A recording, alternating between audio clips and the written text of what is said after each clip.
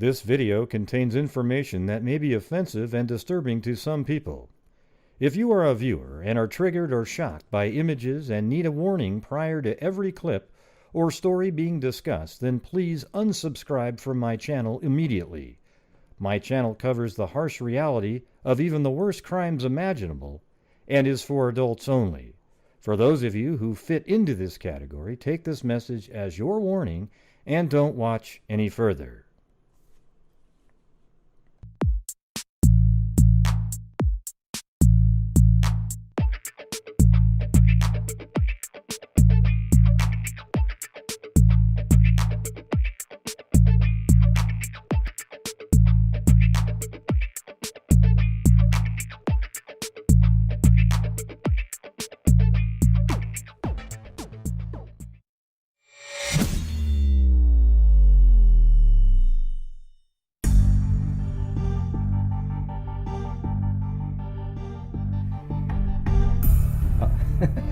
I'm just using that sound effect because I like it.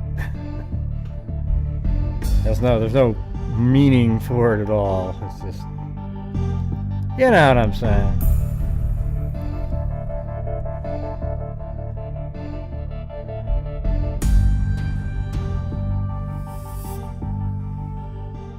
Oh, this one?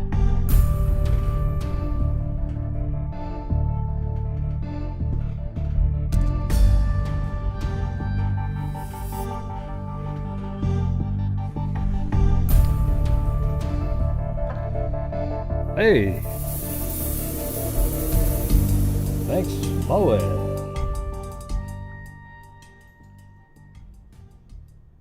Thank you. All right. How's everybody doing? Yeah, lots of drama in the Erica and James case. I don't know what the deal is. I think people just like having a lot of power and information or something. If you make a mistake, oh my God, you know. Like I think in my interview yesterday, a name was actually accidentally mentioned by somebody, and then it created a problem. And then in the other case, that information, the information that I showed last night in Erica's case. And right now, the video, I didn't remove the video. I just put it on private so that I could take that word out. The name, okay?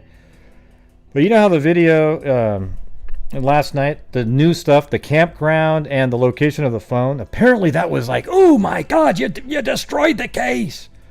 Hey, look at what I'm doing is I'm going out there and I'm investigating myself and getting information from people, putting it together. How in the hell could a location, I'll tell you what I think. I think it's a derelict of duty that the phone location where that phone was left, because I actually predicted it right. I found the correct location. Remember how I went way down south where it's getting close to Highway 10? That guess was correct. I think it's ridiculous that they didn't immediately say, hey, your phone was found there. That way people that were in that area might have seen something. Instead, months later, nobody even know that there's nobody out there in the world that's going to, oh yeah, I remember there was this. Okay, so I think it's ridiculous that information wasn't put out there. Okay, now looking at a a cooler on the ground and a couple blankets where the campsite was is meaningless. Okay. You don't think that whoever left that stuff there knows that the police have that information? I mean, just showing it doesn't do anything. So what it is there's a bunch of people out there that like having the information just tucked in so they can just... And it's like, why not just put out the information that actually could lead to something? All right? I don't know. And... I did accidentally, somebody's name was mentioned, and that was an accident. And that's it. Okay? But instead it turned into this horrible thing, right? With ridiculous posts. The guests I had on the other night. She put a post in there that was really mean, and then all these people started chiming in. Because you know how those groups work. As soon as the leader turns on somebody, all the rest of them turn into absolute sheep or lemmings ready to jump off of a cliff to defend their hero. You know, it's disgusting, okay? I like people that are just normal people that want to work on stuff to try to get things figured out. All right, so everything in that group that they're writing in there is complete bullshit. That's all I can tell you. And, you know, I could see that the writing on the wall sort of turned when I didn't agree anymore that Sherry and Tank were, you know, they could very well at some point, somebody will prove something and they have something to do with it. My opinion is I didn't think they had anything to do with it after listening to them in interviews and their willingness to help all the time. Okay?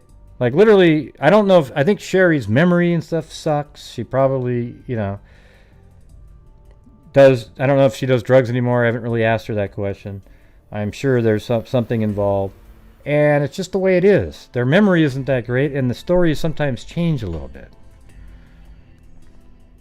Right? But just listening to that, I do not believe that she has anything to do with James's disappearance other than she happened to be the one at the home that took that phone call. And then I also believe the story how Dee's car got stuck. It was had too much detail and like, oh yeah, no, we also had to lift up the, you know, it's just people don't write stories like that where it's really told naturally like that. You can tell. It would be something like, yeah, okay, so let's see, the car was there and then we lifted up. Yeah. You wouldn't even put a lot of that information in a story that you were making up because you just wouldn't think of doing that. All right. Anyways, so the thing, what it turns out is there's people that have missing family members and whatnot out there, and it sucks. I feel bad for them. But what turns out is they get a suspect in their mind. They cannot let it go. They just keep on going and going. It's total tunnel vision. And if you're not on their team, you become sort of an enemy of theirs, you know, because I remember right after the show yesterday, I'd ask questions, no answer. Normally it's always constantly responding and everything. And it was just really, it was different. I could already tell. And then today I was just having this decent conversation. I was saying maybe I can ask questions that you guys want to ask to Sherry, and I can interview Tank and put that together. And it was like, great. And then the next comment was, sorry, but I have to remove you from the group. You know, then a big, I kicked him out post. Like, you're just really cool. I mean, it's just so childish, okay? If you really want people to be helping out there, then just treat people better. It was really lame, okay? Anyways, I admit that a name showed up, but it had nothing to do with them. It had something to do with this other person. And me and that person worked it out, and we talked a long time throughout the rest of the day about maybe doing some other stuff out there, getting some filming. So he was okay with it. Right. So that's what's weird. And then there was maybe the part, I'm wondering, there's a part where in the chat, Sherry said, maybe she didn't want to turn him in, not turn him in, didn't want to call in a missing person because if he was doing something illegal, he didn't want him to get in trouble, okay? And it turns out that that's something similar that the larger family did too. They didn't report him missing till September for the exact same thing, okay? So when you're bitching about Sherry, just realize that you're doing the same thing. Gray. Off topic, light blue is your color. It looks great. Cool. You're so mean. 101. Well, thanks, Amy. I need a little bit of blue in the hat, though. Okay? So that's all I have to say for that. I just think some of the behavior on people trying to keep the information close is just insane. Okay? The story has been covered terribly from the beginning with inaccurate information from all the sides, everything. And I'm just somebody out there that's trying to help, trying to put the pieces together into an actual relatable story that makes sense to people. Okay? But apparently that's not what's wanted. They claim that, but it's not true. They want you to give them something that shows that their suspect is the bad guy. All right. Anyways, guess what we have right here? We have a Grady Judd video here. So we're going to do that one first. Thanks, Amy Rustad. And yes, everybody, we are still raising funds for the end of the month. Okay, here we go. And by the way, Stacy Galloway sent a nice donation. It was a birthday donation. My birthday's tomorrow, not today, but that's what she did. So here we go. Here's the... Good morning, everyone. Thank you for being with me today so that I can give you the initial briefing on a deputy-involved shooting that occurred last night. As you all know, that when I give you this information, it's the I do care, Jennifer. Come on. best information that we have at this stage of the investigation, and we're still in the early phases of the... You know, I could listen to this guy and Mike Rowe for hours. I've been watching these long interviews with Mike Rowe. He goes anywhere and does interviews. They're amazing. And by the way, his mom, she became Mike Rowe I'm talking about. His mom became an author at the age of 80. And man, the stuff he reads that she wrote is better than like literally almost anybody out there. Just the descriptive way, the humor, it's amazing. I immediately thought, God, she should be a writer as soon as he was reading some of her stuff. And it turned out she has written a book. All right, so back to this. Let me start. I'll just start over and shut up. Okay. Briefing on a deputy-involved shooting that occurred last night. As you all know, that when I give you this information, it's the best information that we have at this stage of the investigation, and we're still in the early phases of the investigation. This started out like thousands and thousands and thousands of disturbance calls that occur between families. We received a call from a sister that she was having trouble with her brother, who was 28 years of age. Upon our arrival, where she and children were located, which was away from the home, she said, hey, he's out of control. He battered me. I have to stop again. Yeah, I saw what Charlene wrote, or Charlie Ann wrote. I saw that. I just didn't know how to cover it. There was no information on it. It was just like, I would take one minute to mention it, I guess. But I'm sorry that he was found not alive. He snatched my cell phone from me. He broke the face of the cell phone, and he's out of control. And I think he's called a friend to come get him, and he's trying to get away. So obviously we have a battery, we have a robbery by sudden snatching, we have criminal mischiefs, and we have a disturbance. This is not unusual. The outcome last night was unusual. So we went to Yoel Santel's residence. He was living there with his sister. The reason he was living there with his sister was out of the generosity of her heart, because he was just released from the Florida State Prison on May the 6th of this year. That's right. He had done approximately 5 years in state prison, 5.5 years, for violation of probation on charges. He's collected a total of 12 felony charges, 3 misdemeanor charges that were everything from burglary, theft, methamphetamine, illegal drugs, and obviously he had several violations of probation and ultimately went to jail. So Yoel was there creating a problem. When deputies arrived, they began a dialogue with him, and he was obviously out of control, had anger management issues. The deputies that were there are extremely experienced. The deputy that was talking with him, Sarah Taylor, has 10 years of experience. The Sergeant Josh Anderson has 15 years of experience. And the lieutenant that was on scene has 20 years of experience. So now we have, 45 years of law enforcement experience dealing with this person. All three of them are crisis intervention trained, CIT trained.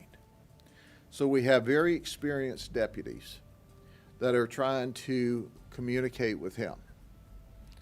And during this communication, he would not show his right hand. He kind of stood in the door frame of the house, and this communication went on for 47 minutes. For 47 minutes, they tried to reason with him. They tried to de-escalate. At one point in time, they had positioned themselves close enough that they tried to reach in and grab him. But he fell back away from them, and then he picked up a machete. He picked up the machete and he retreated to the bathroom. Now, when he's standing in the bathroom door, he's telling them, "Can you smell the gasoline?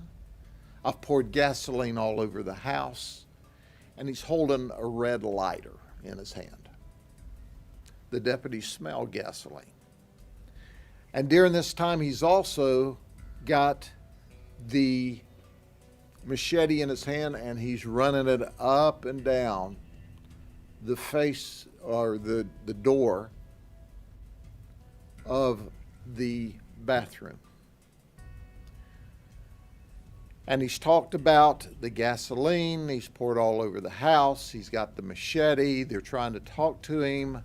The deputy puts up her taser. She has her taser out because the last thing you want to do is arc the taser and set the house on fire. So as they progress with the communication and doing everything they can to de-escalate, they say, well, the taser's out. We'll put a can of Clear Out. And Clear Out is a chemical agent, and it's aerosol based, and it's not inflammatory. We'll put that in the bathroom and see if we can get him out. So they throw a can in. Has no effect. So they throw another can in the bathroom, and he reaches down and he throws the can back at them. At that moment in time, a fourth deputy reaches down to pick up the can of chemical agent, and Yoel charges out of the bathroom with the machete over his head, directly toward the three deputies. Wow. Who have done everything that they can to safely take him into custody. When they were within approximately 4 feet of him, because this is a very small room, very small house, it's that quick. They saw that, hey, this guy's coming at us. He's right on top of us. They shot. They shot 6 times apiece, and he fell immediately to the floor. So they drag him out of the house, which once again is very small. This room's not near as big as the room we're in today. They drag him out into the fresh air. They start applying pressure bandages to his wounds and CPR and call for help. He's deceased. He's deceased because of his bad choice. What we didn't know at the time that we've learned about is that in 2013 and 2014, he was Baker acted for trying to cut his wrist. What we know now that we didn't know, for 2 weeks, he's been threatening his sister.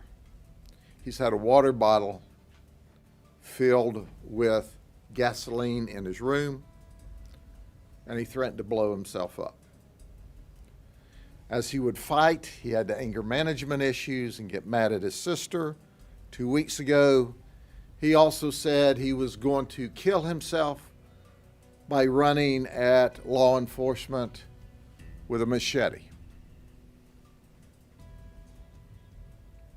He said that law enforcement was here to get him, that he had worms in his body, and that he was not going to go.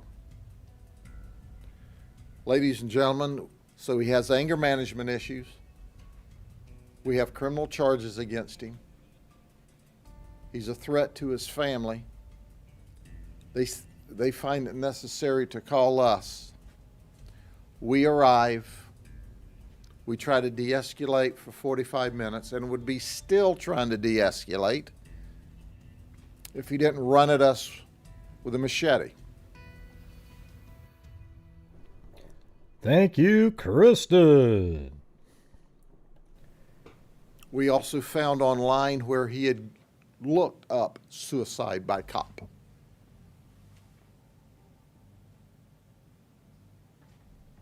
As a result of his bad choice, as a result, he put 3 very experienced crisis intervention trained deputies in a position where they had to protect themselves or either have that run through them.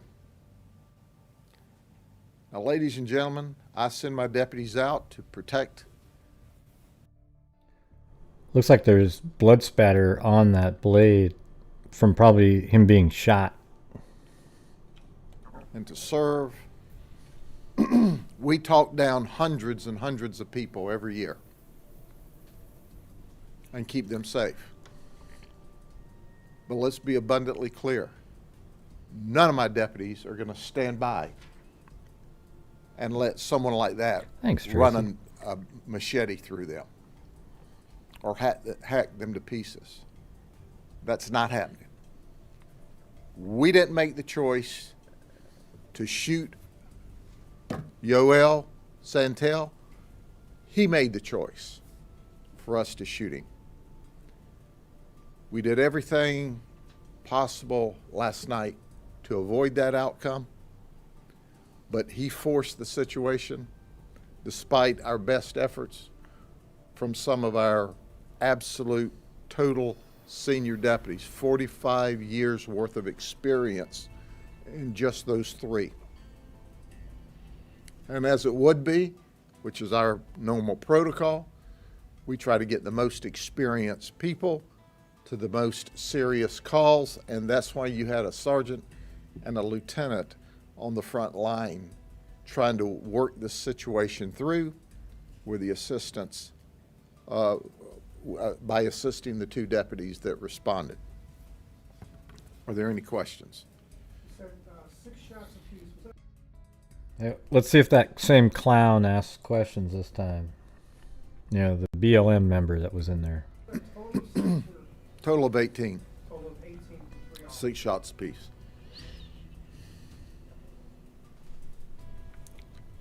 And I mean, Bureau of Land Management. You- You said you looked up suicide by, was that online or? Online. And quite frankly, you all know what we know at this stage of the investigation. I know they were trained in crisis management. Is there any ability to have a mental health counselor there? For them to call out? We are the best trained people in a crisis, not a mental health counselor who's used to a more clinical setting. There's this illusion that if we just had a mental health counselor, Yeah, you well, said that, Jennifer. if mental health counselors just worked, we wouldn't be in the situations that we're placed Yep, in. coming up next. Jeez. 100% of my deputies that go on the road with all of their other training are certified crisis intervention specialists through state-of-the-art programs. We had the best people on scene to work through that. So we don't need to create the illusion that mental health counselors can show up with some kind of pixie dust and make things well. I think suicide in general, unless you're doing it out of physical, like you have pain and you're really suffering, it's selfish. It's a selfish act because you're hurting so many people by doing that. Okay, but if you're in physical pain and you're suffering tremendously, it doesn't bother me at all that somebody wants to take their life at that point. And I think it should be legal. If they could, we'd bring a trailer full of that pixie dust with us every place we went. That's not reality, it's an illusion. Do we need to do more with mental health? Absolutely. And I and our folks are on teams that are leading that charge in this Thanks, county. Claudia Neubauer.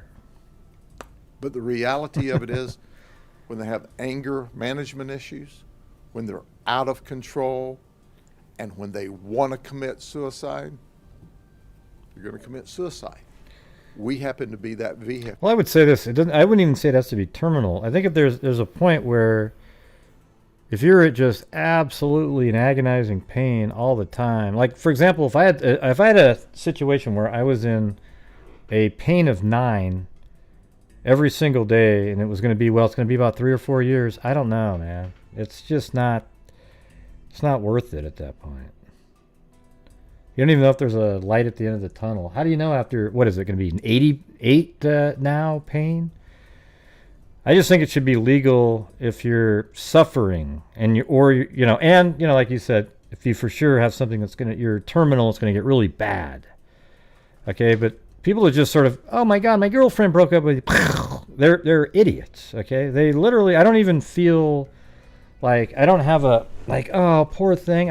All I think about is poor family. What a absolute selfish idiot for killing themselves and making the family suffer like that. Okay? And that's just how I am. Everybody else can be different. This time. It sounds like you've got exhausted all alternatives. We did everything we could. And these deputies put themselves at extreme risk because they had a lighter, they smelled gasoline, and they still went in the house to try to get him out safely, despite his ability to flash the possibility, I won't say probability, because I don't know how much gas, I don't know. But they put themselves at extreme risk by going into that house with the odor of gasoline and him holding a lighter, a red lighter. The lieutenant described it. It's a red lighter in his hand to try to safely take him into custody. What happens with the officers now? What kind of toll does it take on them to sit there and have to put 16 bullets into a guy? Well, see, that guy's an idiot right there, Sure. Brianna. Well, first and foremost, they are put on administrative leave until we complete. That's just not a related story, though. It's just some maniac that probably should have been able to kill himself, but he was so selfish that he thought he'd kill his family, too. Oh, yeah?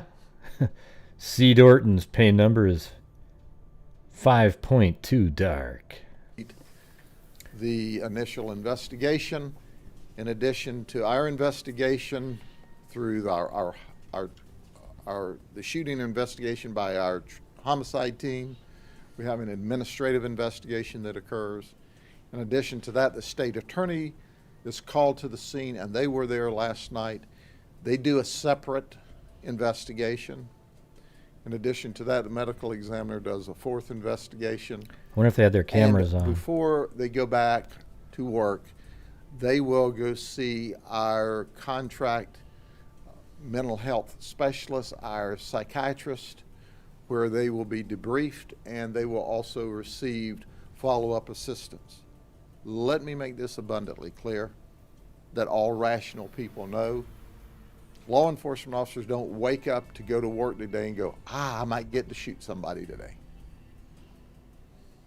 I suggest to you the overwhelming majority of them get up say their prayers, and pray that they don't have to hurt anybody today in order to protect this society. Biden And it's an just- emotional drain on them, especially. Hey, by the way, just really quick, did anybody watch? There was 2 different town halls tonight. Did anybody notice the difference in the demeanor of the questioners? With Biden, it was just, oh, let him talk, let him, you know. And with Trump, the person asking questions sounded just like the debate. Interrupted him every 2 seconds. Was very hostile. I mean, it was unbelievable, really. It's just, don't you understand what's going on, though? I mean, it's just unbelievable. Oh, God, it was so frustrating. When they've invested 45 minutes thinking they could get this guy under control, and they said it was abundantly clear that he was not going to. And here's the thing, is I don't even care if you don't like Trump. Just be absolutely honest with yourself and see how he's treated differently. It is a nightmare. Allow himself to be taken, that it was his mission to get shot, and he carried out everything that he needed to in order to facilitate suicide by cop, to include charging and getting within approximately. Yeah. So here, what Deborah just brought up here, this is a real thing that's coming out here. This is a real thing that actually happened. Now, you don't have to believe it or not, but it did actually happen. And there's a video of it, too, where he admits it. I'm going to say something about Biden really quick. Okay? This is a real thing. His son worked for a company. He was part of a company in the Ukraine. And there was a prosecutor in the Ukraine that was looking up corruption in that company. And then Joe Biden, came forward and told the entire country of Ukraine, the government, that they will not receive their $1.5 billion in aid unless they fire that prosecutor that was looking into the company his son works at. And you'd think, okay, that's a conspiracy theory, except for the fact that there's a literal video of Biden at an event saying, oh, and he says the exact same thing. He goes, I was in there, I wanted the prosecutor fired, so I told them you will not get your $1.5 billion. And then he said, the Ukrainian told him, you can't do that. And he goes, well, you ask Barack, he'll tell you. Okay? And then he was like really happy about it. But what's weird is nobody at the event thought like, wow, that's weird. So why are you meddling in firing a prosecutor and withholding aid? So he literally said that shit. Look it up. If you don't believe what I'm saying, I'm sorry. 4 feet of my deputies with that huge knife, that machete. Besides the apparent mental health issue, And yes, within a week, that guy got fired. The prosecutor. did the deputies mention that Oh, and that company got 1.5 or like I think $1 billion. Once again, we found meth pipes in there, which is not unusual. So it's like the chicken and the egg. Did we have somebody who had significant mental health issues? He hasn't been Baker acted since 2014. Or did we have someone who was stoned on meth? Or did we have somebody that just had anger management issues and was mad at his sister and his family, and he decided to end it all? The investigation over the next few days will try to sort out which of those dynamics may. Yeah, well, all politicians, Shannon, run around and don't answer the questions. I just don't think he's treated fairly at all. Biden doesn't answer shit when he's up there. He has pat answers that he memorized, and then he just starts talking and hopes that it fits into what he's talking about. Biden can't, his brain isn't working correctly, okay? Now, you might not like Trump, all that stuff. They all do the same thing. They spin it to the way they want to, all that kind of stuff. But what's weird is I wasn't talking about Trump. I was talking about something Biden did, all right? I don't care if people disagree and all that kind of stuff. I don't really care. But I want you to see what's really going on here. It's not fair. It's not an equal treatment whatsoever by the media at all. May have been the. Oh, and by the way, I don't know if you guys heard this. One of the people on the debate commission he was texting Scaramucci, which is somebody that Trump fired and hates Trump. And he messaged him, but he thought it was a Twitter private message, but it went out. And it shows that there was this bias here. And he goes, oh, I got hacked. Well, guess what? He got suspended today because it wasn't a hack. He literally was communicating. And that just sheds an horrible light on the entire debate committee. Okay? And if you don't believe that one, look it up too. Most prolific, but they were all in play. He was committing a criminal act. But it won't matter. There's always going to be an was excuse irrational. when it's somebody like that. He had anger management issues. He had mental health issues. And he had drug issues. That's a cocktail for a very bad situation. And you must understand, we send our law enforcement officers into that environment every day because we're not dealing with normal people like you and me. We're dealing with people who have a lot of baggage, whether it be mental health baggage, crime baggage, drug baggage, or all of the above, which he had. And we do our very best to I know peacefully it's crazy, resolve the Matthew. situation. It's freaking crazy. Oh. But my deputies are going to go home safe at night. And if you choose to have us shoot you, we'll do it. So you gotta love Grady Judd, right? I mean, he literally just tells you exactly how it is, and people don't like it. You know, the little soft, you know, the what do you call it? The snowflakes. Oh, you're not saying it right. No, he's just literally telling you exactly how he's going to do. I wish everybody was like this, that they just talk plainly and clearly to everybody. We don't want to. Hell, I try to do that myself. We'll try to avoid it.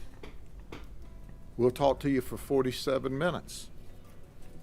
We'll still be talking to you if you don't charge us with a machete. It's not going to hurt us. Any questions? Hey, thanks, Thank you Firefly. very much. We'll update you if we learn anything new or different. But, I was about to think of the Airplane, the movie Airplane, the comedy, where the guy was on the phone and he says, "Any updates?" No, he's still dead. Hey, thanks, Barbara Smith. That's right. Go out and vote, everybody. Okay. Now we're going to move on to what the show was about. Hopefully, I'm doing it quick enough. Hold on. So, Jennifer, get ready. All right. You ready, Jennifer? I just barely read any of it because I want it to be fun for me, too. Okay, I'm hurrying. God.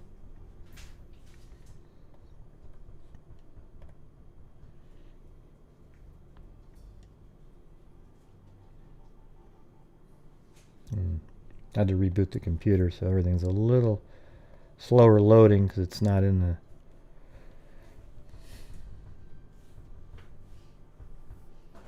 So I guess this will all be fresh here.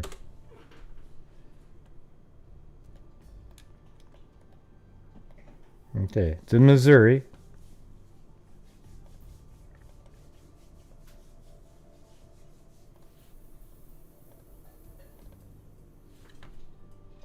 All right. I found the first article that showed up on it. The discovery of a woman's headless body alongside the tree-filled Lindenwood University campus in St. Charles on Sunday morning drew nearly 40 area investigators to the crime scene and left students stunned and worried. So let's see. Let's just get the Linwood University on there.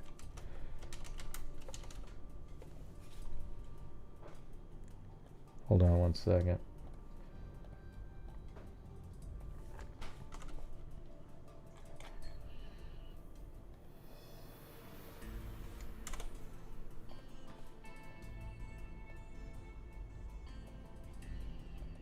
All right.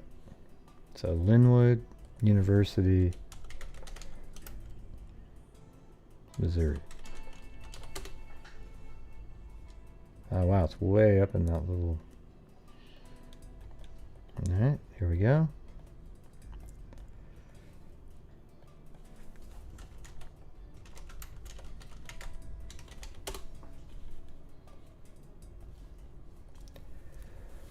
All right, sources close to the investigation said the head, I mean, look how crazy this is. The discovery of a woman's headless body alongside the tree-filled Lindenwood University campus in St. Charles. Let me make sure I got that right. Yeah, that looks right. On Sunday morning, drew nearly 40 area investigators to the crime scene and left students stunned and worried. Sources close to the investigation said the head was found nearly one half mile away in an athletic field on the campus. Everybody is pretty shook up and weirded out, said Stephen Minot, a freshman. A lot of people are going home for the evening at least. Minot said law enforcement officials began showing a photograph of the severed head to students. Oh my God, really? What? Hopefully it made it look somewhat normal. You know, like, I don't know what, wow, that's crazy. Sunday morning, and they entered a campus cafeteria and asking if anyone recognized the victim. A student at the university discovered the body while walking to work about 6:50 a.m. Sunday behind a branch of Commerce Bank that sits next to Linwood. Let's see, where's Commerce Bank?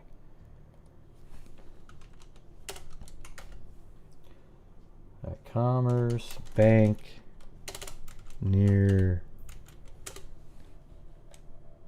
Okay, well there's it. There it is right there.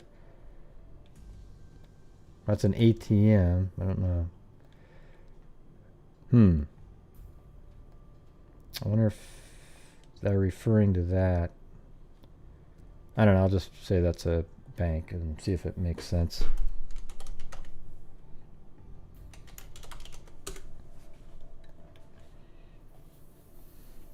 Branch of Commerce Bank that sits next to Linwood's water tower on First Capitol Drive. Okay, so it's more over here. Well, that looks like a water tower right there.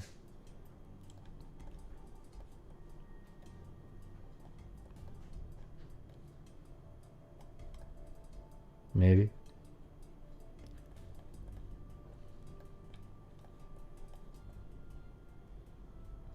First, no, that's different there. That's First, oh, that's First Capitol Drive right there. So maybe they're referring to that? Or did it look different? Let's go back in time. I think I can go back to 1990. Oh, wow. Okay, that's... Let's see. 1990. Let me get rid of these 3D buildings out of here. So that should be about what it looked like. 1996. Yeah, so one of these is probably the water tower they're talking about, I would imagine.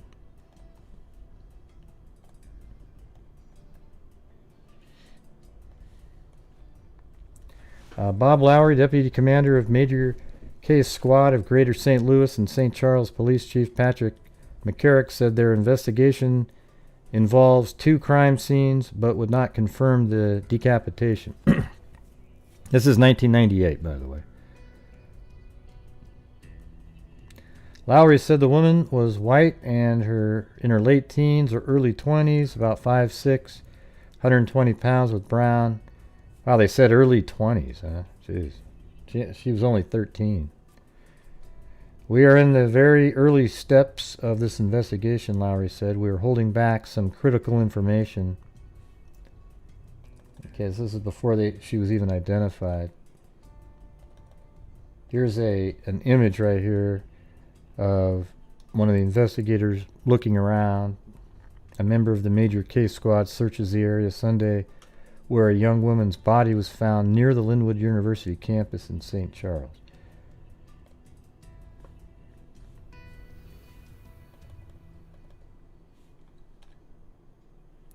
Let me just go back to that first one for a minute.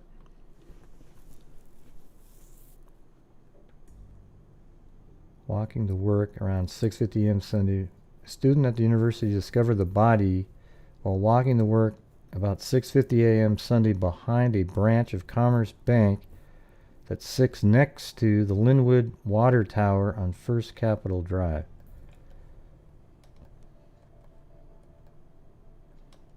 So it's probably,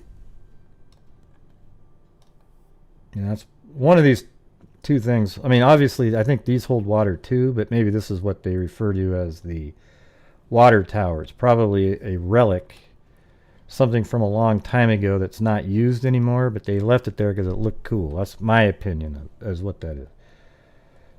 Because these are definitely water tanks right there as well. So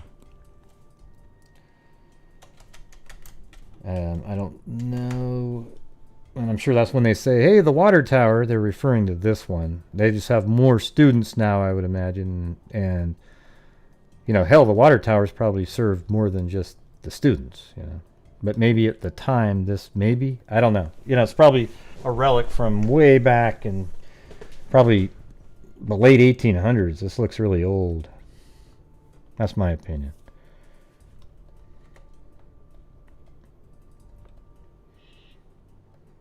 Are you saying this used to be a bank right here? Yeah, no, it's the brick building. Yeah. This one right here? Okay, forget. I don't really even care that much. I just want to get back to the story. There's a lot of brick buildings. Every building there is made out of brick. What do you mean, look at the front of the water tower? What does that mean? This is the water tower right there, right? Are you talking? You're saying this is the water tower? That's a clock.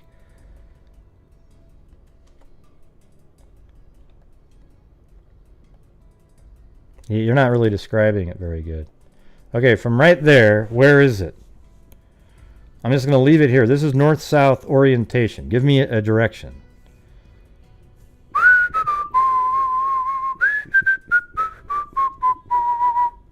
You've already typed in like 40 comments.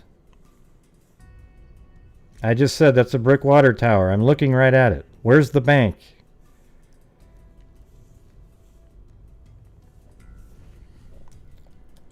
Okay, so maybe this building right here, that's the bank? This one? Oh my God, to the north, to the west. Oh lordy, lordy, lordy, lordy, lordy. This building right here then. Because I have it, a Commerce Bank, I had it in the back of this one. Is this the one? Right there? Oh my God, please God. Never mind. I'm not, I can't, you're not making any sense anymore. I gotta get going. So let me get to the next page. I'll try to figure it out in later articles. That's what the problem is when there's somebody that, oh, they live there and they get too excited about it and they don't type it in correctly. Lowry said St. Charles Police and the major case squad were working closely with Linwood officials to determine whether the victim was a student at the university, but that with 1,500 residential students constantly entering and leaving the campus. We are communicating with them, he said, and have talked to numerous parents who have called. In 1996, the university said it beefed up security after a female student was sexually abused on campus. So, you know, basically, she was found. There was a body that was found there.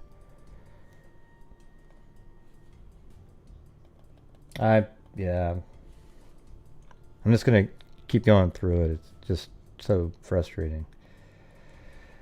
So here it is. It said, identity of the decapitated teenager, a 13-year-old girl who had been babysitting her two younger brothers, had been identified as the victim. Remember, they were saying, oh, she was in her 20s and so forth.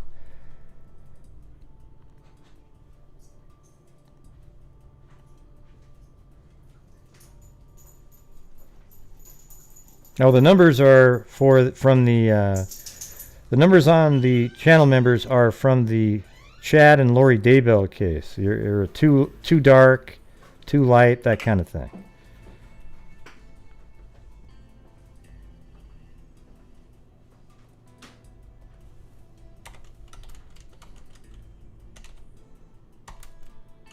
I'm going to try it one more time. Nope. See, there's First Capitol Street over here. Then it goes like this. Are you talking about this building right here is the bank? This one? If you say no again, we're not going to try again. Because I just said to go from here. Give me the exact direction from the water tower. This is south. That's west. This is southwest. This, you know, so give me a direction. Okay, so you're saying this building right here used to be a bank. Okay. Because it's not a bank anymore. It doesn't say that.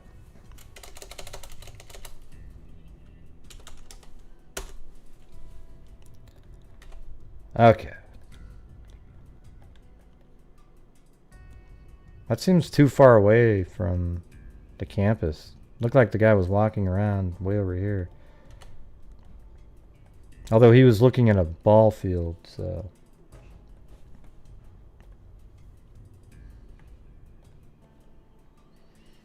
Police said Monday that the victim was Tiffany Saberin of the 400 block of East Main Street in Wentzville, who was last seen alive at 10 p.m. Saturday. They said her mother, Dawn Saberin, hold on one second.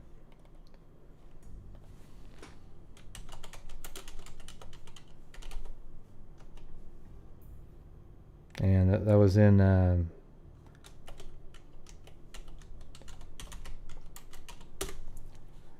okay, and the address was it 400? Is that what they said?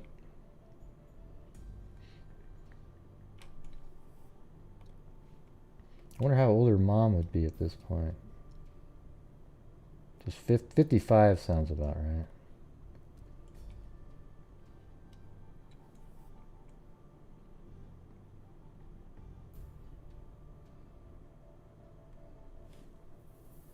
Corner block of East Main.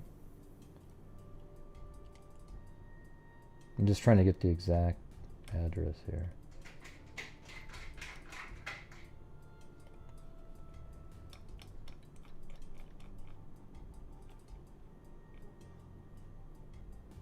Let's try that one.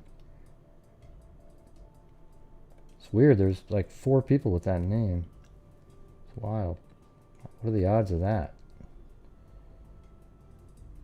There it is. I got it. 402 Main Street. So, here we go. This is going to be your home right here.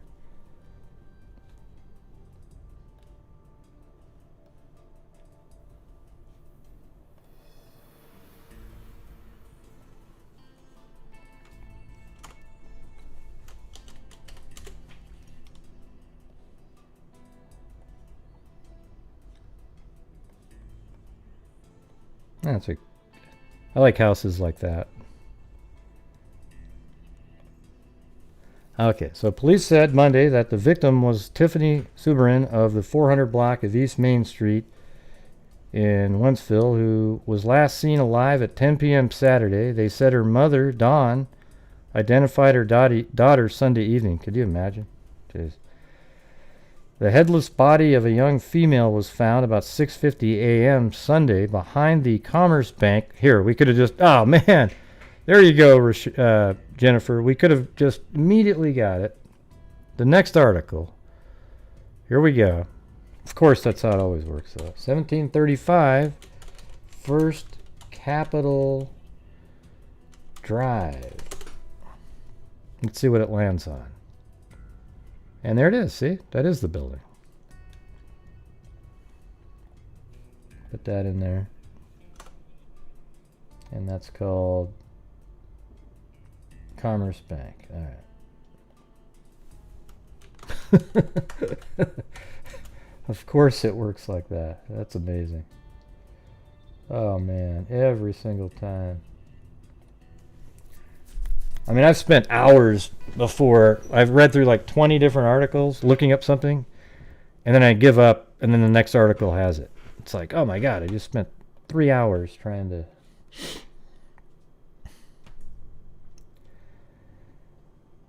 So, Sunday, behind the Commerce Bank at 1735 First Capitol, next to the entrance of Linwood University. So that means, when they say behind, right over here maybe?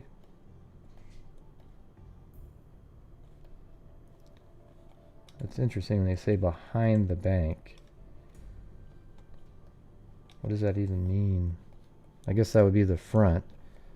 Behind, over here. So maybe, let's go back in time again. I'm going to go back to 1996. So I think that probably, over here or something like that.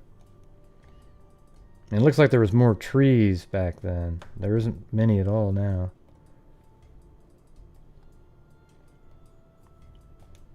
So let's just say maybe over here, something.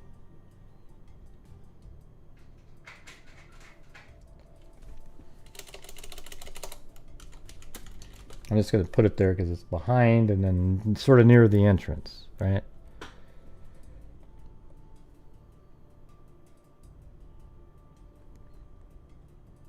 Over here? Oh man, to the right's not going to help me. Are you saying this is the entrance right here? This one? Because that's an entrance too, Well, I guess if you came in like this. You saying that this entrance right here? Did you send me this case? Because somebody sent it to me. This is one of the ones that somebody wanted me to do. I don't want to just keep wasting time. Listen, because the chat's not very accurate.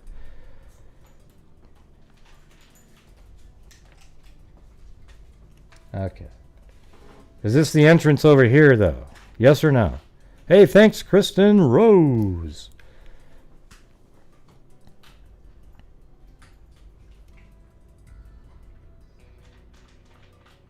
See, there's Zozo where she can't, her brain thinks of something and then just types it in.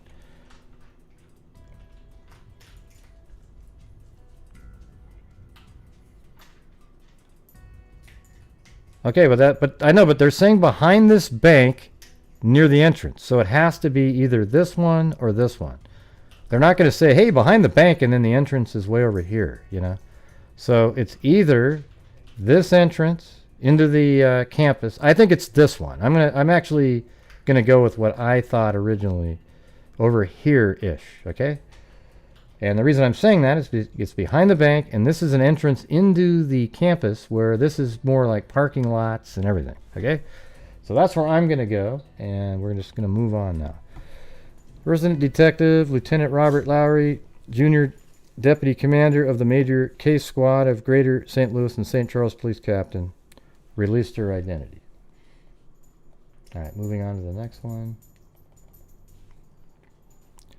At a press conference Monday, they said Tiffany, that's when it was released, they said Tiffany was to have been babysitting her brother Saturday night at her mother's boyfriend's apartment in the 800 block of Cunningham Avenue, about 1/2 mile south of the campus. So let's see, 800 Cunningham.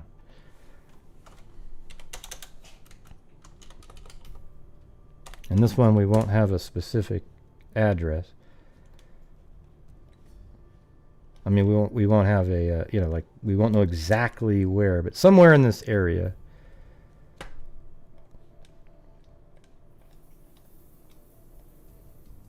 And that's Cunningham Avenue, so I'll just put it out here. So babysitting here.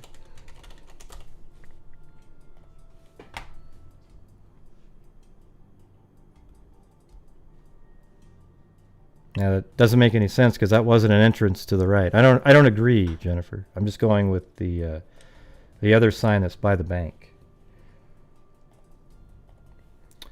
Okay, let's see. So we're on to the next one. Tiffany is last seen alive at the apartment. Her mother and boyfriend were elsewhere that night, but police would not say where. Lowry said the mother and boyfriend were not considered suspects. He declined to discuss suspects or motive, saying only that police were following several leads. McCarrick said there was no sign of forced entry into the apartment.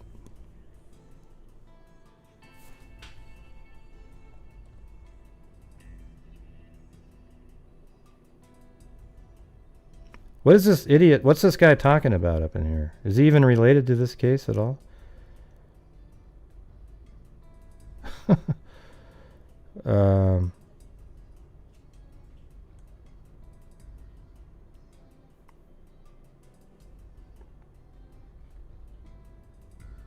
Oh God, just don't even, just hide him from the, it's just people like that just drive me nuts. Tiffany was a 7th grade student at Wentzville Middle School. Now, the school was notified of Tiffany's death. After the school's 800 students were told, many broke into sobs and hugged in the hallways. Wow. Before Tiffany was identified, police took a photograph of the victim's face and showed it to Linwood students and nearby residents, but investigators did not learn Tiffany's identity until the mother called shortly after 5 p.m. Sunday. Television news broadcast to report her daughter missing. Oh boy. Man, what a nightmare that is.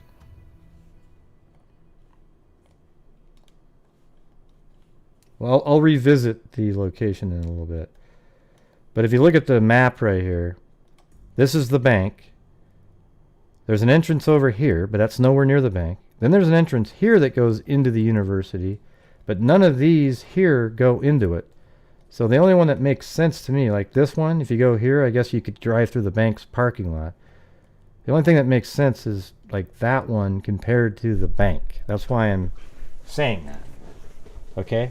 So we don't know what entrance they're referring to. I mean, are there like plaques on the ground where her body was found? Anything like that? Here, I'll go right here for a second. See? That looks like an entrance. See? This looks like an entrance into the bank, into the school, I mean, and there's the bank right there, right? At the time, so maybe she was found like in this area right here, which is kind of behind the bank or a little bit further down even, and also near this entrance into the campus, right?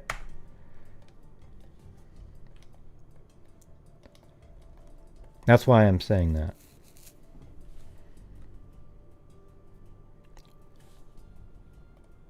Well, the mother was probably the next day is when she couldn't find her daughter.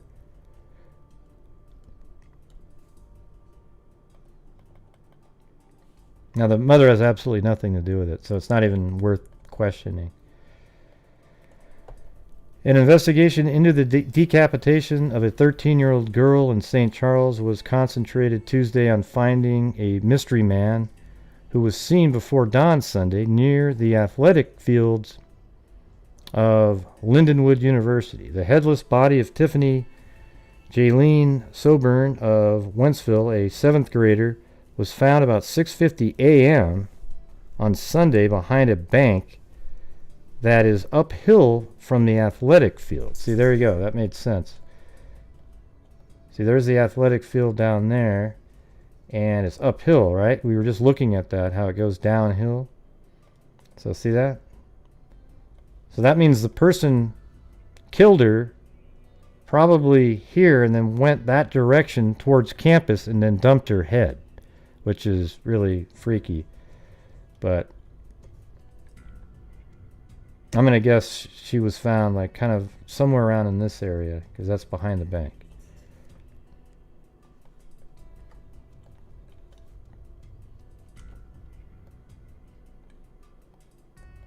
Well, that's the water tower over here. If it's why do they even mention the bank then? If it's behind the water tower, oh God. Oh. Okay. If you're absolutely sure, I'll just put it right over there somewhere. So they have like tours out there, Jennifer, where they show you exactly where the body was found and everything? Okay, so why is the bank even mentioned in the articles? It has nothing. The bank is the worst possible descriptive. Oh yeah, behind the bank, next to the entrance. Okay, but it was behind the water tower.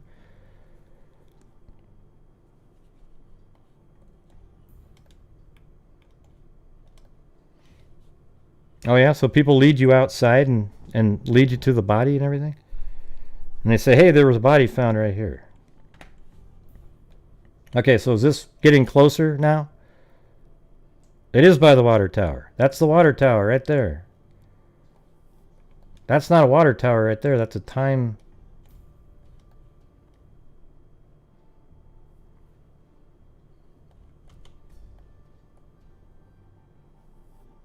It's weird. You like it's. It almost feels like you're doing like what Zozo does, you know, like a little tricky wording.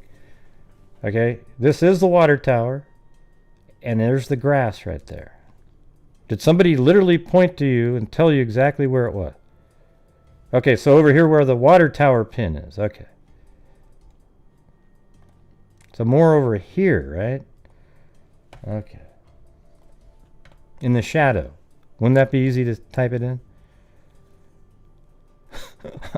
I know you're trying to help, but try to be like really specific when you're looking at a map. Like earlier when I had this sitting here like this, all you had to do was say it's northeast in the shadow of the tower, and we would have been done with that a long time ago. So just helping you out for future people. If we're looking at a map, just go northeast of that in the shadow, you know, be really descriptive one time in one sentence, and then we can get to it. Her body was found right here in this area.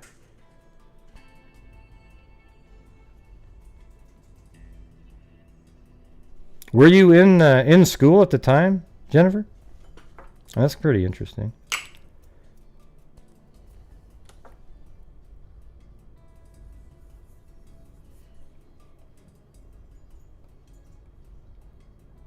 I'm just waiting for the response now. I don't think she saw the body, but I want to know if she was in school. That'd be pretty crazy. I must be on the longest delay in the world. Because the question I asked was, were you there when she was killed? Okay, you didn't see it. I know, but the question was, were you in school at the time it happened? There. Oh, man. Jesus. Okay.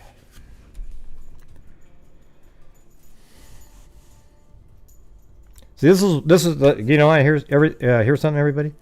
This is a classic example of when I'm communicating with the chat, when somebody thinks they have all, you know, the information, it makes it really hard, and everything slows down, and unless you know exactly where something is, it makes it really difficult.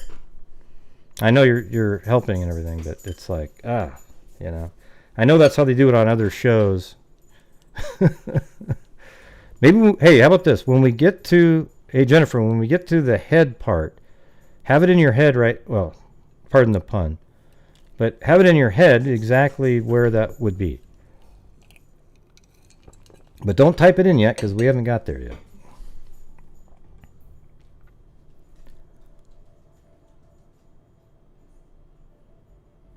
No, she tried. I'm just trying to say exactly. Sometimes when it goes like this, it makes it difficult because I got to read and then I come back and then I've already moved the map around. Here's the classic thing, right? Watch this. This is exactly what goes on. Watch this. So is it anywhere near this water tower? And then I'll wait for a couple minutes. And I go, tell me what direction it is. Then I go like this, and then I'm over here talking about something.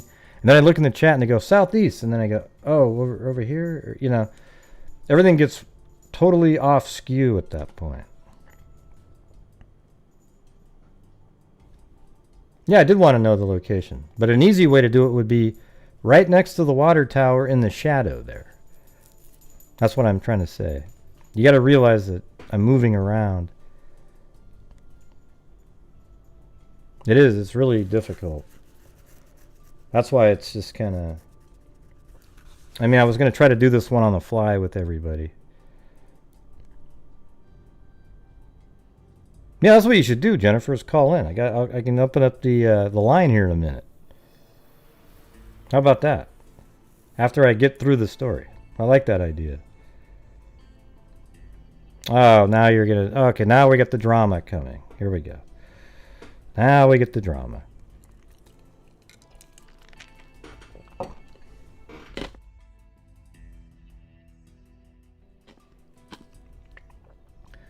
Well, it is, because why are you saying you're done? I'd like you to call in with your information in a minute once we get through it.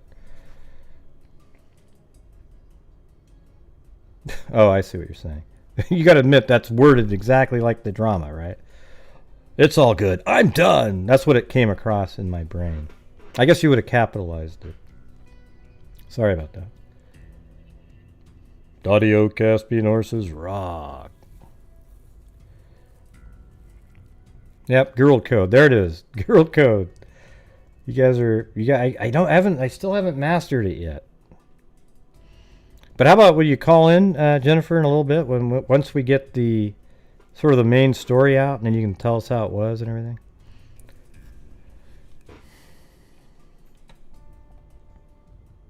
Let me tell you, I'm going to get Zoom going over here on the side. Well, my birthday's tomorrow, but thanks. Or I guess maybe, well, on the East Coast, it's my birthday.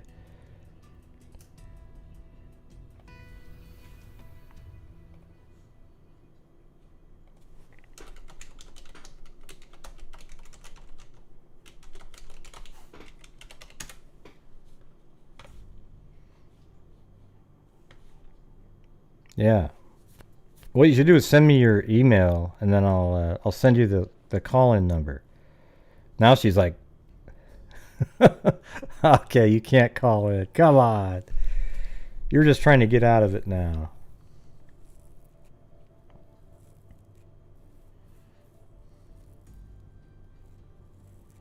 Well, hey, whisper, go like this. Okay, hey, listen, I tell you what. You call in, and you can do the ASMR version of your story. Okay, listen. The body was behind the water tower. And then I saw it over by then there was this other, okay. ASMR. Happy birthday, thank you. Oh yeah, that's really great. The most interesting thing that I ever saw was when... Man, I can see why people like that.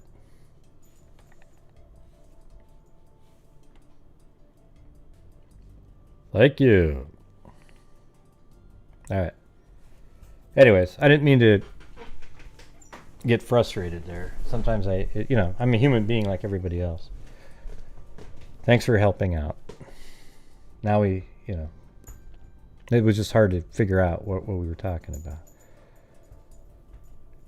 No, I'm not going to keep whispering.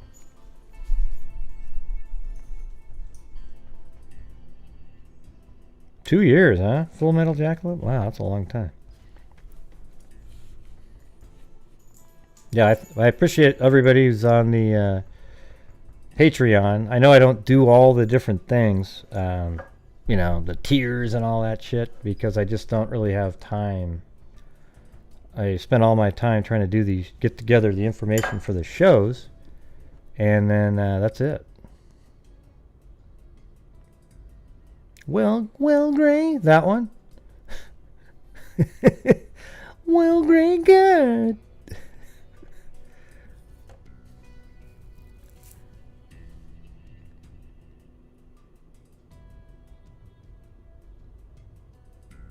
Why would you be calling in? What would you be calling in about, Dana? Oh, no. You're going to call in just to do happy birthday? Well, call in tomorrow then, because tomorrow's my actual birthday.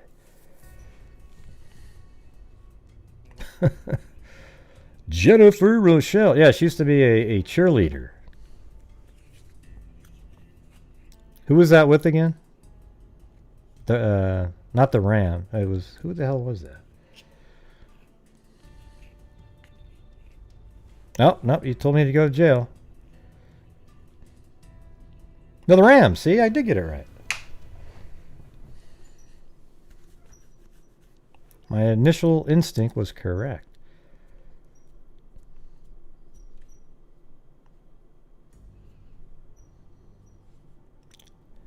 There must be a long delay on here. It's weird. All right. Thanks, Claudia Neubauer and Carolina T. Oh, look at that. She sent me to jail, too. Whew. Wow. So mean. Gray, you're so mean.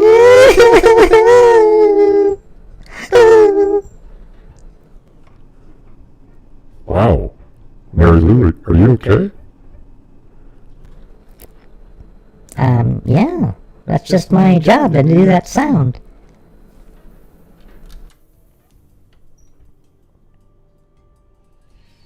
Thanks, Lee D. You're in the East, it's your birthday. Oh. I am, you're right, I'm so mean, just like you said. I don't really know what time I was born. I do have a birth certificate I could look at somewhere, but hell, I should go check that out. I don't even know. Let me go look. I think I can see it. Nope.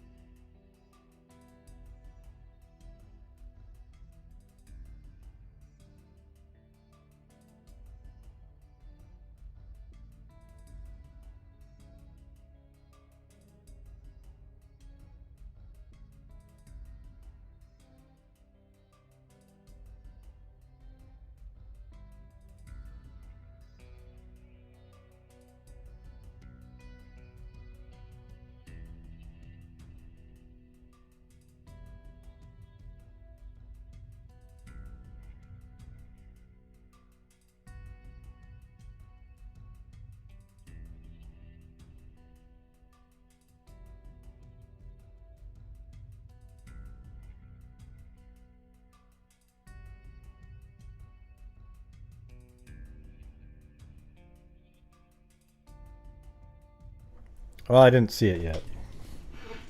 Wow, I still have a nope? Oh, wait, Claudia got me out. Okay, now I can go back. Okay.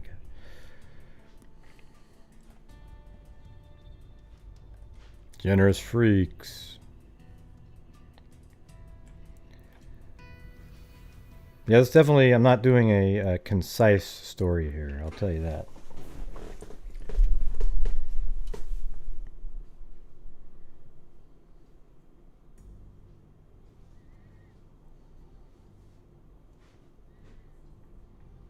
I was born in Burbank, California.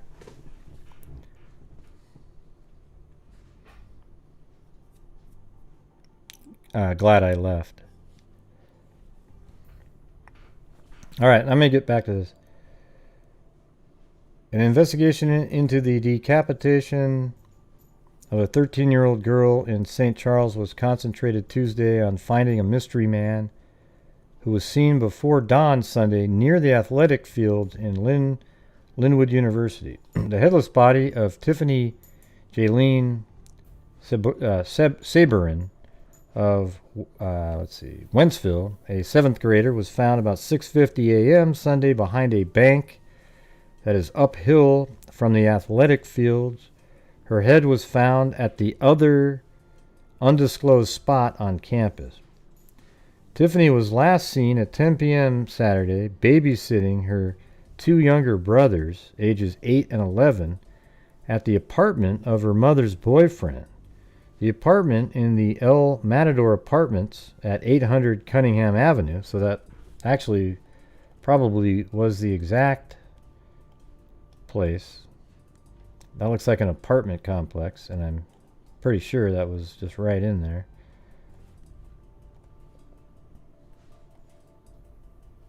I don't know if it's called the same thing now, but... And... Wow, look at that. The magic... Well, this went way backwards in one move. So, in this apartment complex right there.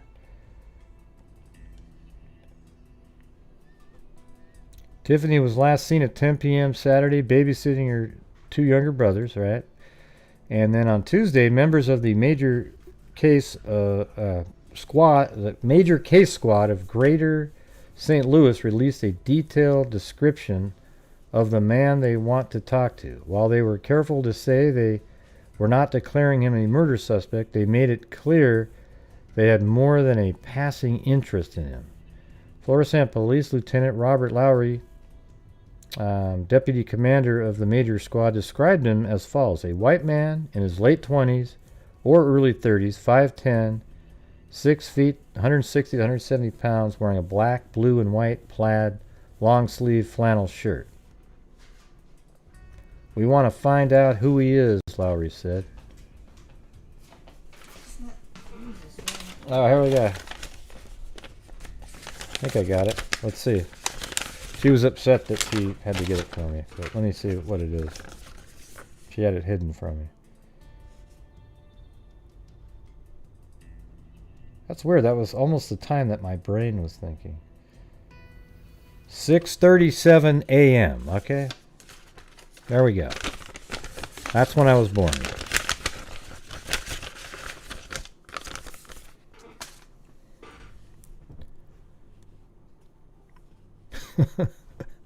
So I did have it.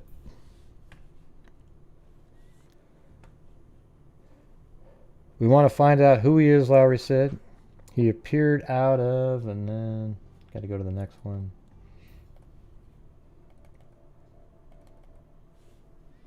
Out of character for the area.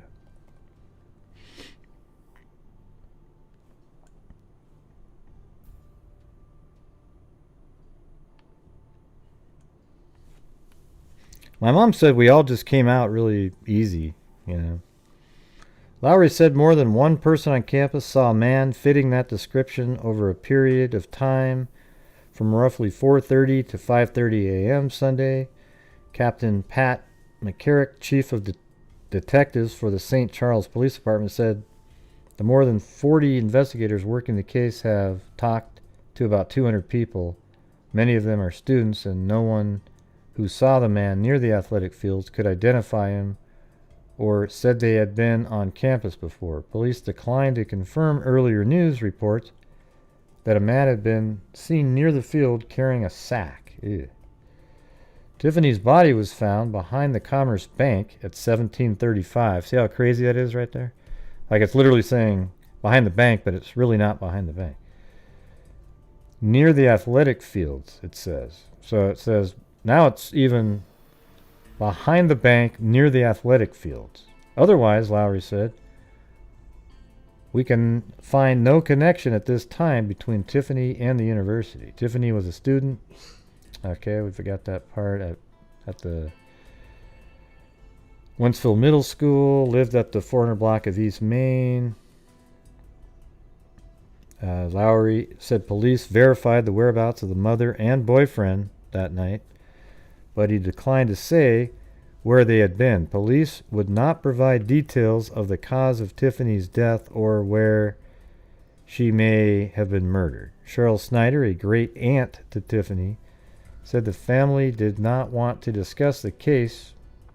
By telephone, she read the following statement. The family is going through such enormous shock and grief, and they have asked the media to please respect their privacy during their trying times in dealing with Tiffany's death. We want to thank the public for their support and prayers. We just ask if anyone has any information at all that would help find this person who took this beautiful child from the midst. Please contact the St. Charles Police Department.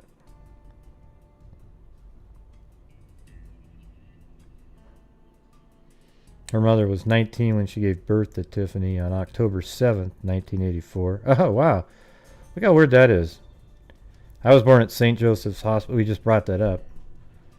But it's in, California. But look at St. Joseph's Health Center in St. Charles. The birth certificate does not identify a father. Rodney Whitcock, 30, is a truck driver who lives only 2 blocks from El Matador Apartments. He declined to comment about his daughter's death.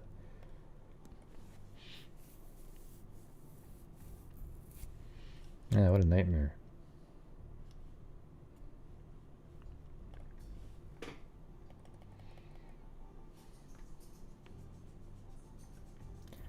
Girl killed in St. Charles may have been sexually assaulted. Police believe 13-year-old Tiffany Saberin was sexually assaulted before she was murdered and decapitated.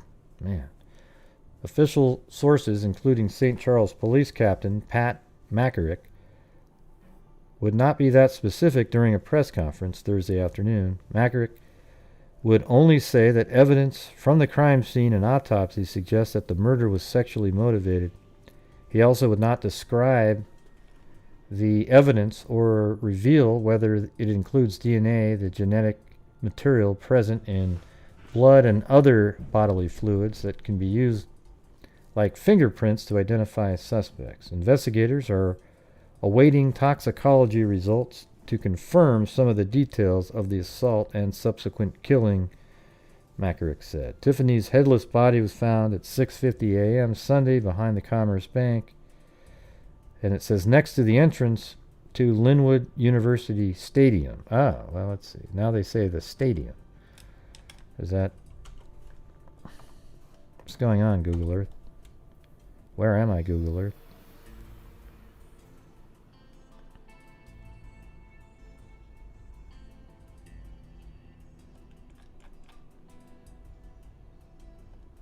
I gotta move all these.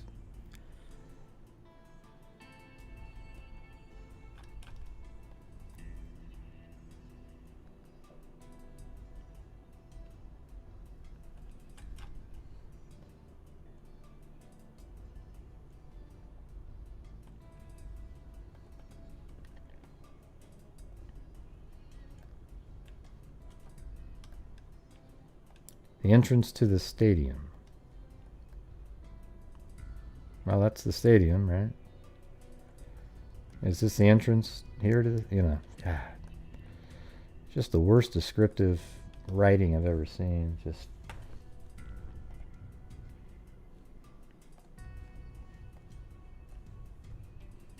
Yeah, I think I need to eat an apple at this point. I think it'll make me feel better. I'm going to play you guys that funky music again.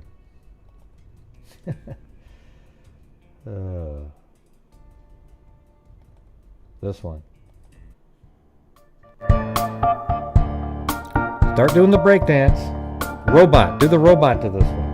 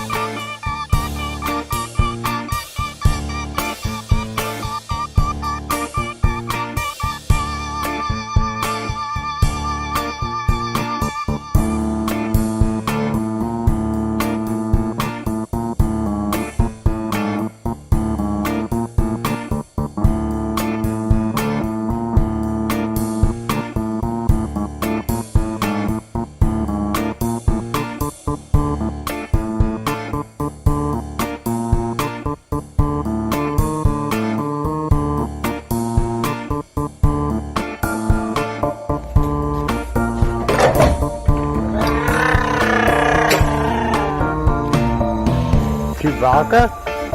Oh, I'll be Chewbacca if you want me to.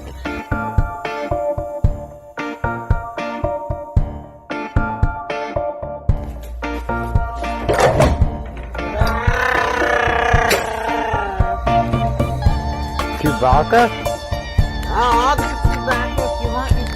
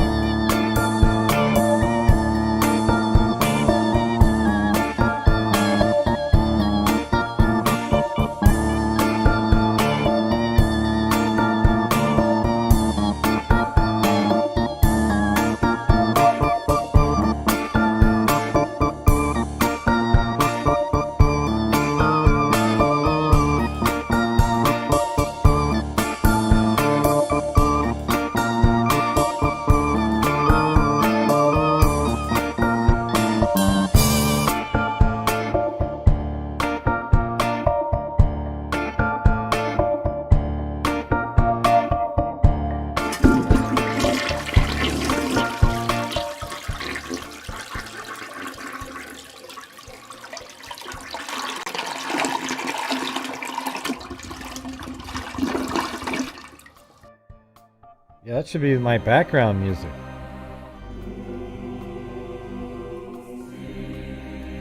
Thank you, Sarah L. Green apple, red apple, red apple. No.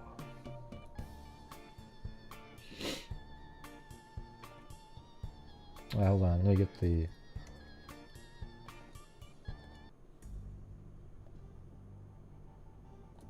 Okay. Feel a little bit better now. Yeah, I was didn't have enough sugar today, I guess. Or food that even had sugar in it, I guess. Oh yeah, you gonna play that one? Yeah, it's pretty good. Your description up there, C. Dorton, was perfect.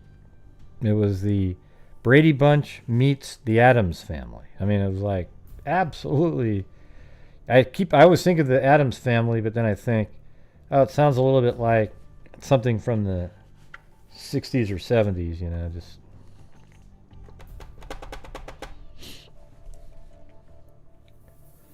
Okay, so we're getting back to the case. Tiffany Saberin.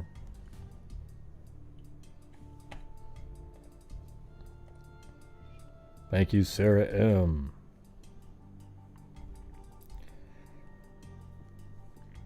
So they think she was sexually assaulted, both, you know, and then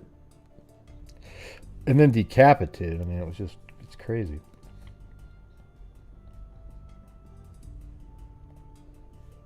All right, so I was going on to the next article, next page of it. Actually, they didn't have the page 2. I couldn't find it. So then we're moving forward about 8 days here. And then neighbors paint dark picture of suspect in girl's murder. So they did make an arrest here. Friends and neighbors of 2 St. Charles suspects arrested in the decapitation murder of Tiffany Saberin, 13, described as 15-year-old suspect as a troublemaker who claimed gang ties, and a Linwood College student as violent and drug user. The student, Jason Shipman, 21, and a friend were arrested Thursday and charged with murder. Shipman was also charged with statutory rape and armed criminal action. Sabourin's body was found April 26 behind a bank near the entrance to the campus athletic fields. She had been stabbed to death.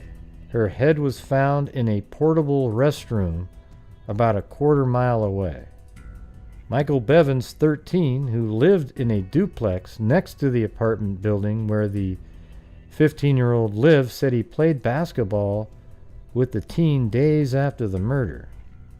We talked about the murder, and I said, "I can't believe somebody cut her head off," said Bevins, an 8th grader at Barnwell Middle School, and I thought he was kidding, but he said, "You don't think I did it, do you?" I told him I didn't. Jeez. Bevins said the teen, who had light blonde hair, had dyed his hair around the time of the murder to a much darker color. Bevins said he met the 15-year-old about a month ago. When the teen moved to the apartment, Bevins said he knew, his new acquaintance told him stories about a checkered past in Kentucky and California, where he had said he was involved in gangs. The teen and his mother moved to St. Charles to try to cut his gang ties.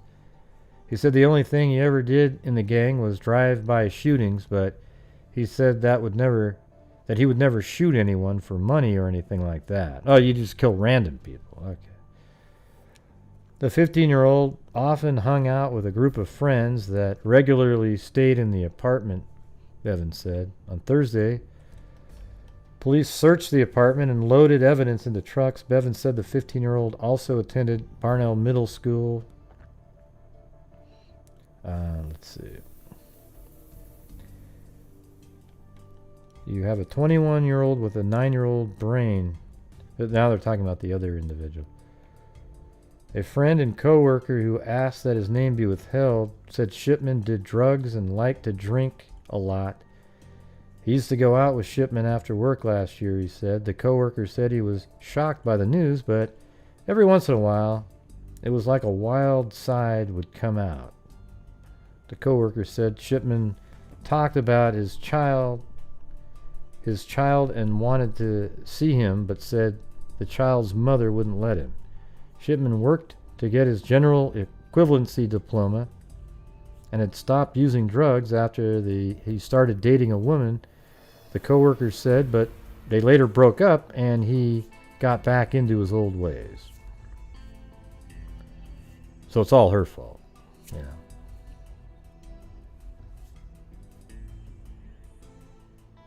Right. It was a porta potty on the athletic field. Yep. I just read that. Braun said he must review all the evidence. Thank you, Linda Howell, as in Linda Moldenhau of the cattle mutilations and crop circle fame. Although her name is Howe. There it is. They need to have, like, don't they have an alien too that you can put down there? Like a cow, an alien, maybe a crop circle of some sort. Oh, so somebody else wasn't listening, Jennifer? Ding 'em. Hit a button. I should make Jennifer a moderator so she can bash people. So they weren't paying attention? Hey, it's good to see Supa Soda. Remember that? I haven't seen her in a long time.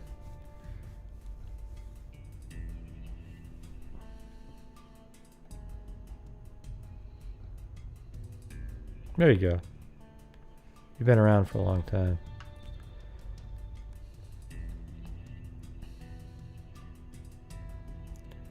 Supa Soda. Man, that's like a old name from the past. So I was reading up above where you said that they had some mold. That's some crazy stuff. All right, Jennifer. Yeah, now we have a cheerleader as a moderator.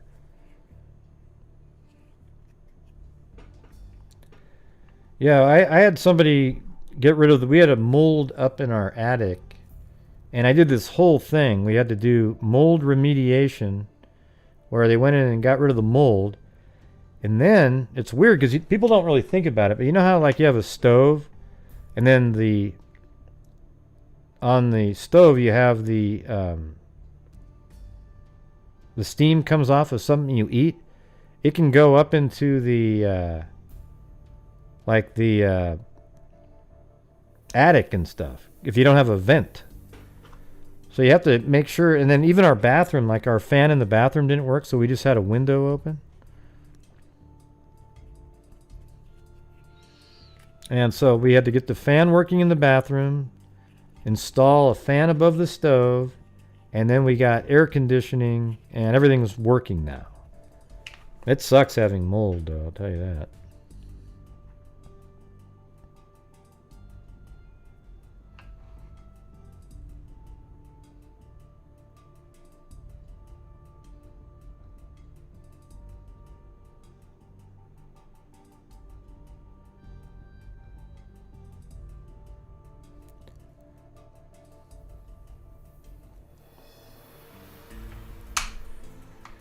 Yeah, so they've got this guy arrested here named Shipman.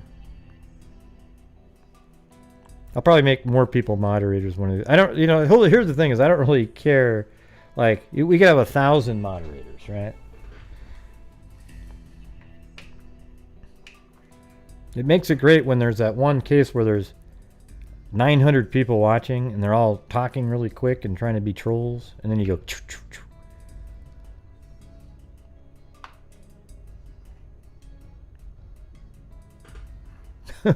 Well, I have 1 million, you know. It's cool to be a moderator, but I'm just saying I have a bunch of them.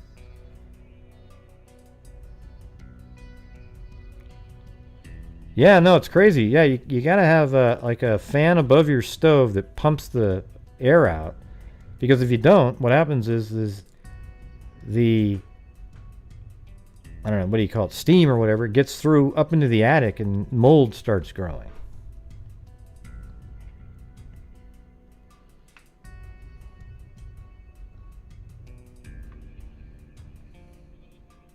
Or maybe I'll oh.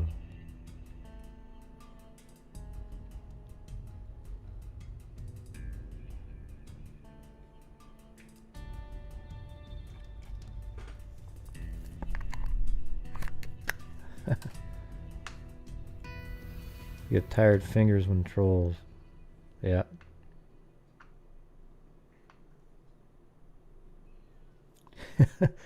Boy, I wonder who that is. Blake Adams. Boy, he really likes Cairo. That's amazing.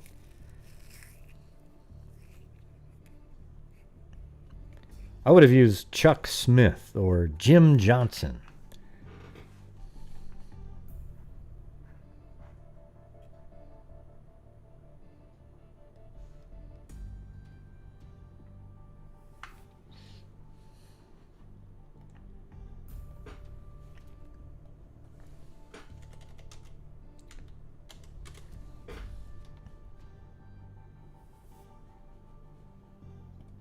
Now let me see what I got going on here.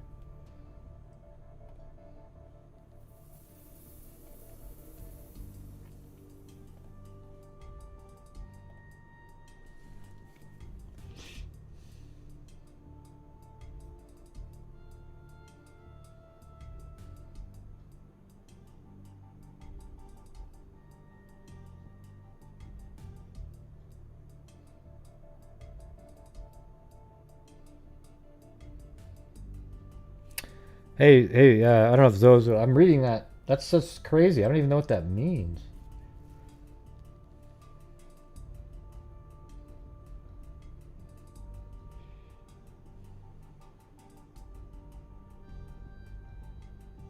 Who people who wanted to help were dealt with. I don't get it. I don't even know what that means.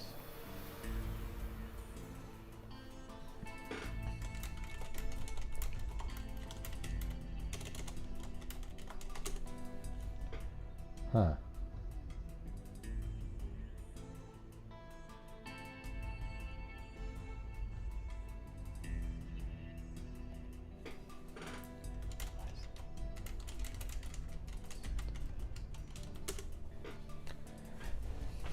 Okay, anyways. Well, I was, for a second, I was reading that message, the screenshot that you sent me. That doesn't even make any sense. It's just, it's unbelievable.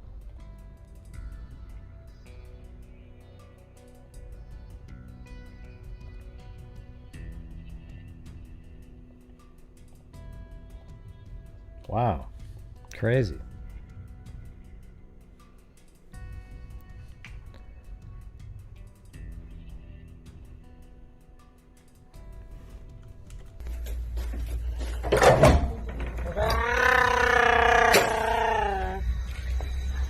Chewbacca? Oh, I'll be Chewbacca if you want me to. Hey Blake, do you recognize that voice? Isn't that crazy? You've probably heard me play that many times.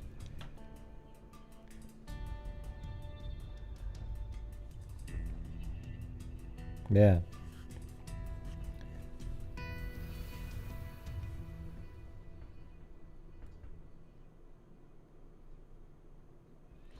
Thank you, Gene Fish.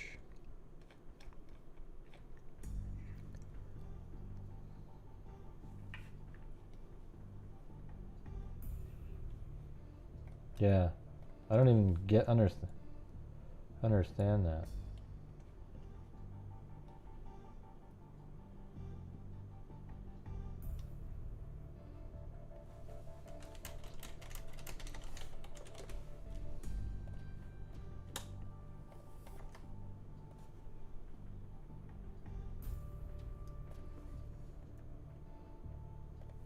Okay.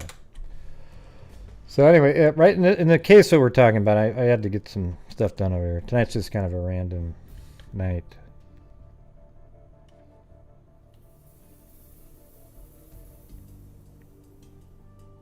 Now look at that, Gen H got the Chewbacca's in there.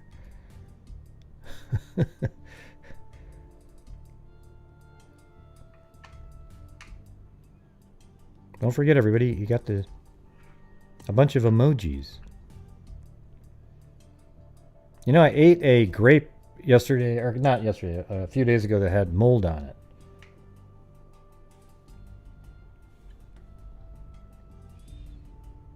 And then I was paranoid, and I looked it up, and it's not really that dangerous. Pretty gross, yeah. You know when you just grab a bunch of grapes, they all look pretty normal, and then there's that one that doesn't.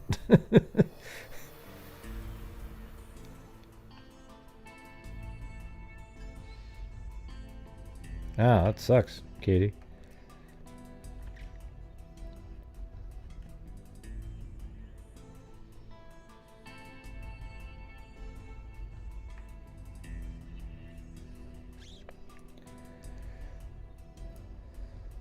Okay, so anyways, they made an arrest of this kid right here. Look at him. 21-year-old Shipman. I think he's a student at the college.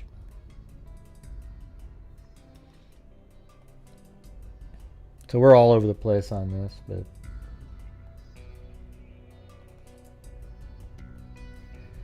knife taken from youth wasn't the murder weapon.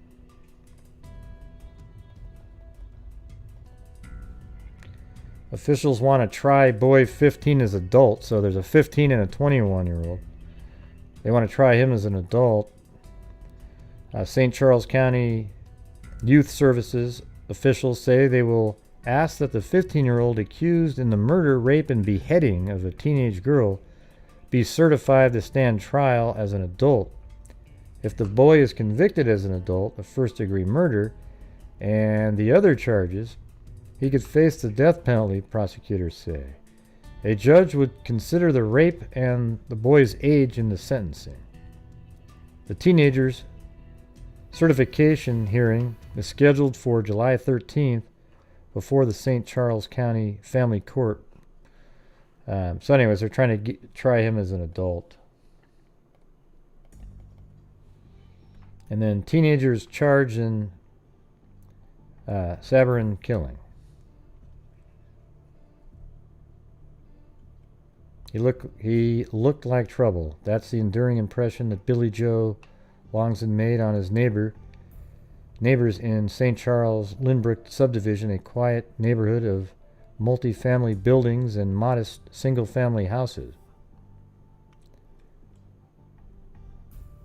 I don't know if this is the same. I thought this is the same. There it is right there. So I guess that's the 15-year-old's name. I didn't know what his name was, but his name is Billy Joe Longsdon.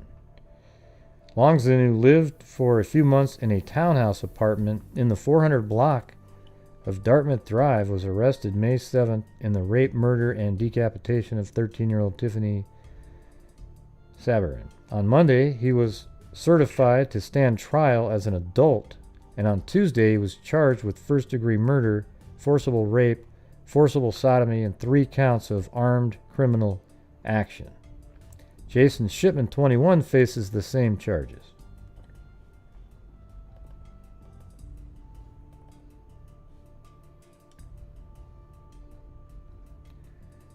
Let's see. I think it's just more just about him.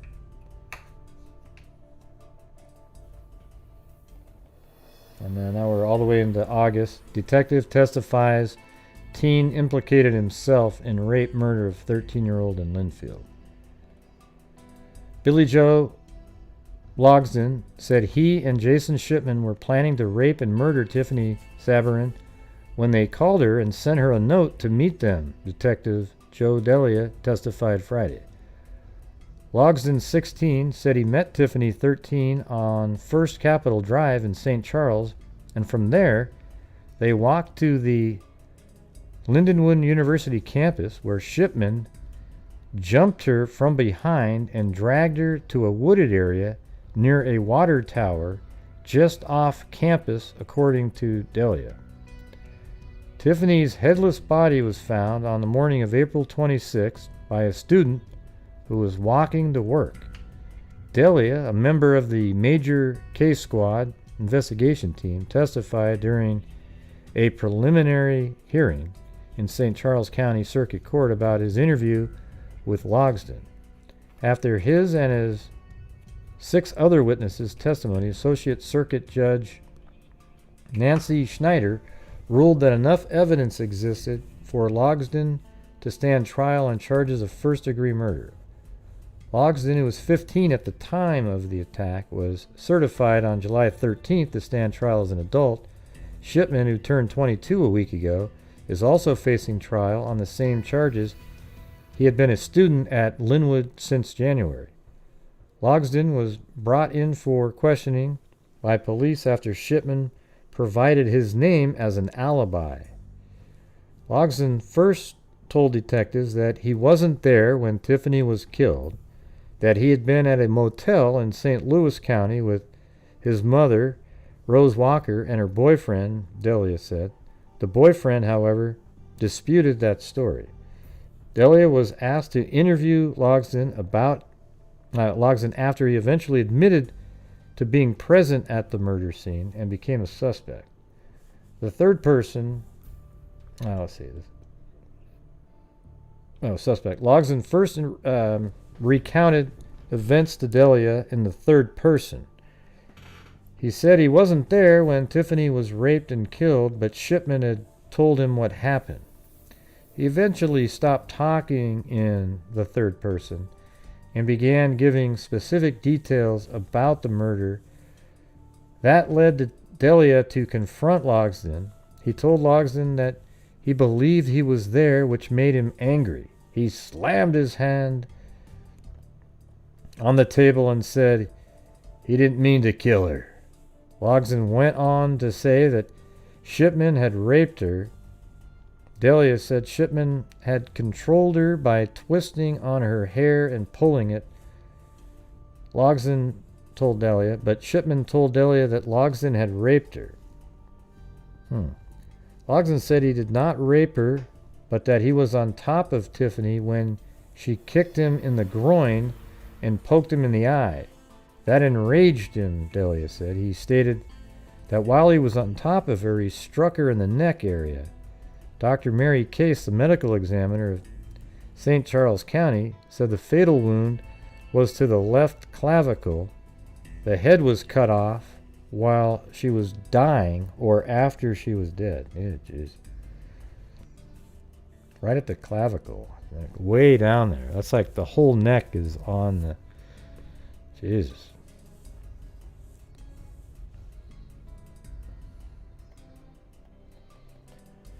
Mother friends defend youth in decapitating girl. Billy Joe Logsdon's mother and friends spoke out for the first time at his preliminary hearing.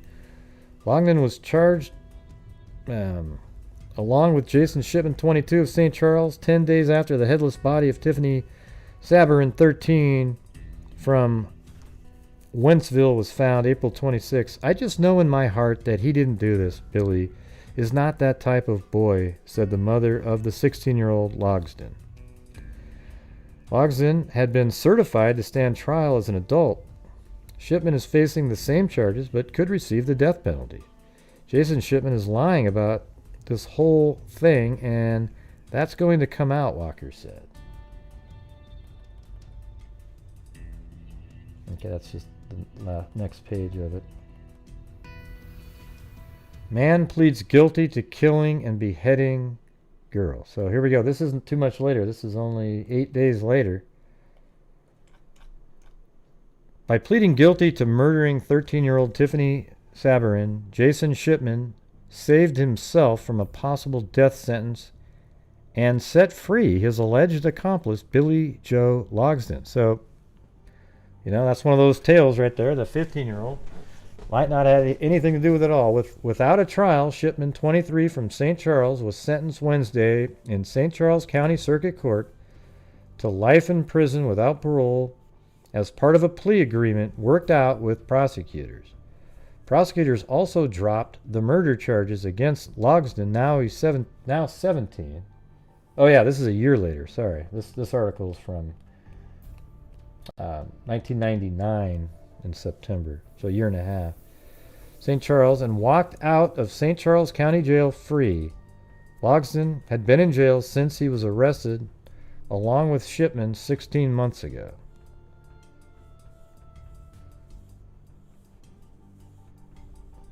Logsdon immediately went to McDonald's on 5th Street in St. Charles and had a McFlurry.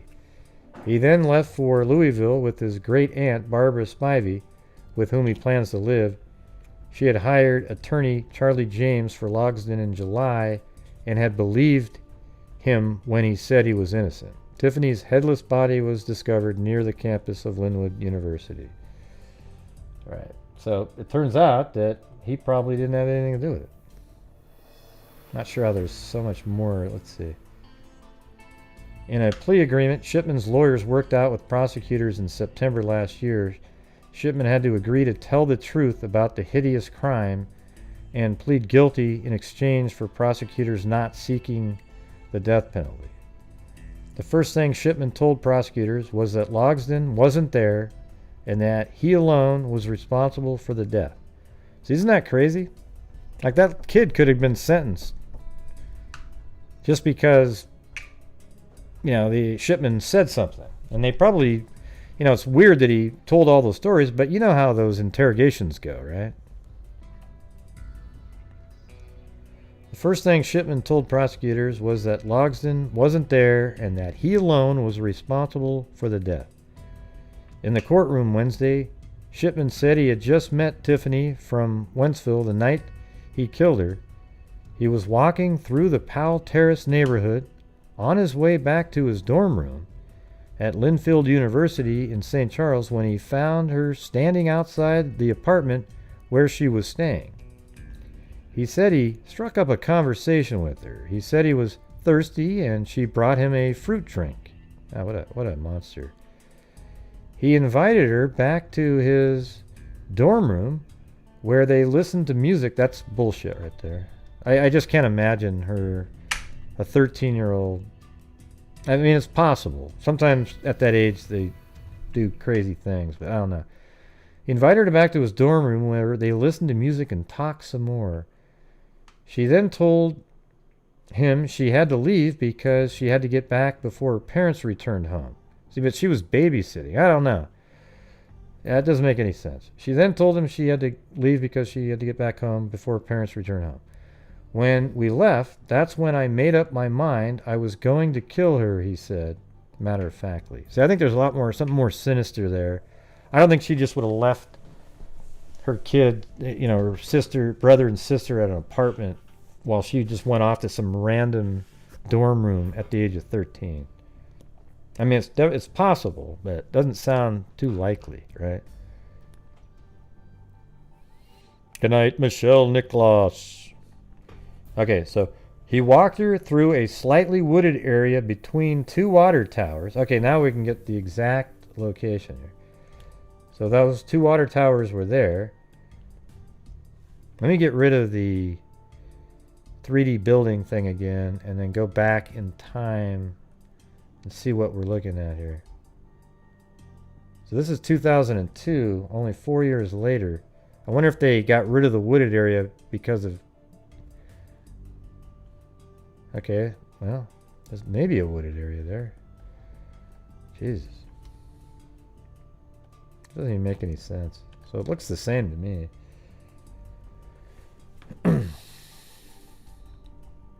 Okay. He walked her through a slightly wooded area between 2 water towers near campus and attacked her, he said. Slightly... Oh, I bet you it's this one right there. That's what I'm betting. Hold on. There's just that one little wooded area, and this is probably the 2 water towers, not these 2. And that makes a hell of a lot more sense, doesn't it?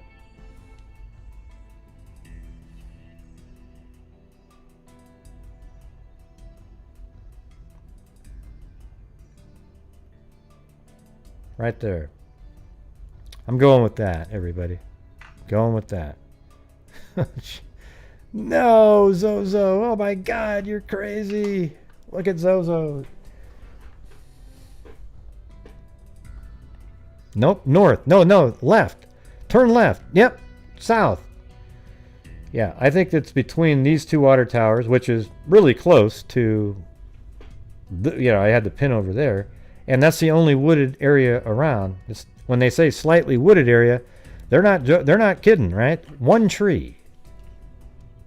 How about say next to a tree instead of slightly wooded area? Well, Gray, back then there were 2 trees, and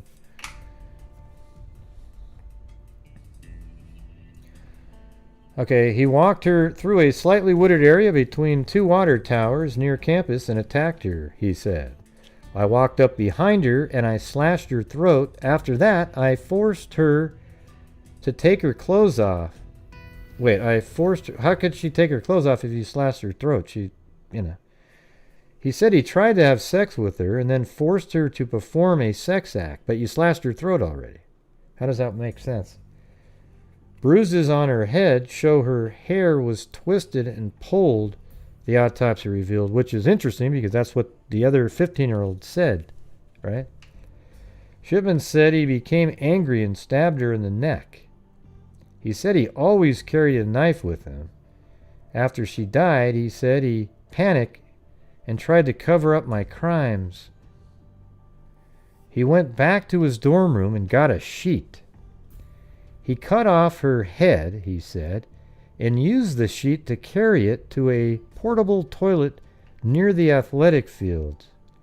He said he threw the knife, her clothes, and his clothes in the sewer and in some trash bins. And I would like to add something. I was alone that night, he said.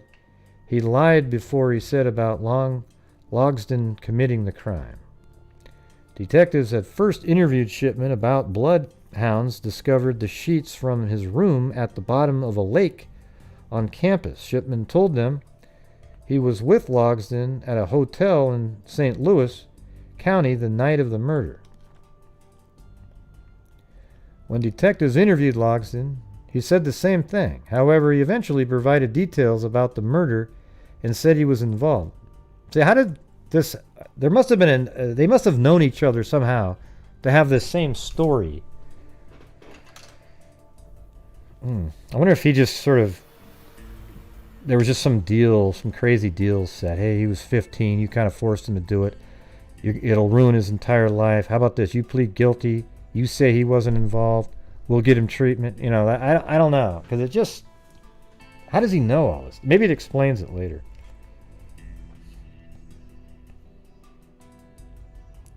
Yeah, I know. Maybe it explains it later, I said. Can I just read the thing, Jennifer? I don't need you to fill me in. Oh my God, would you let me just keep reading? I'm just going through thoughts. I just said I'm going to read it. Let me do my show. When Logsdon walked out of jail, he said he lied to police. He was afraid of Shipman. He knew several details about the murder because Shipman had told him. See, there you go. He had recanted his statement the day after he was arrested. This to substantiate whether Logsdon was involved, detectives looked at other evidence, cigarette butts found near Tiffany's body, revealed DNA evidence for Shipman and Tiffany, but none for Logsdon, who was a smoker, said St. Charles County prosecutor. Detectives also found, so he did know him, he told him the story. God, it's just let me do the show. God.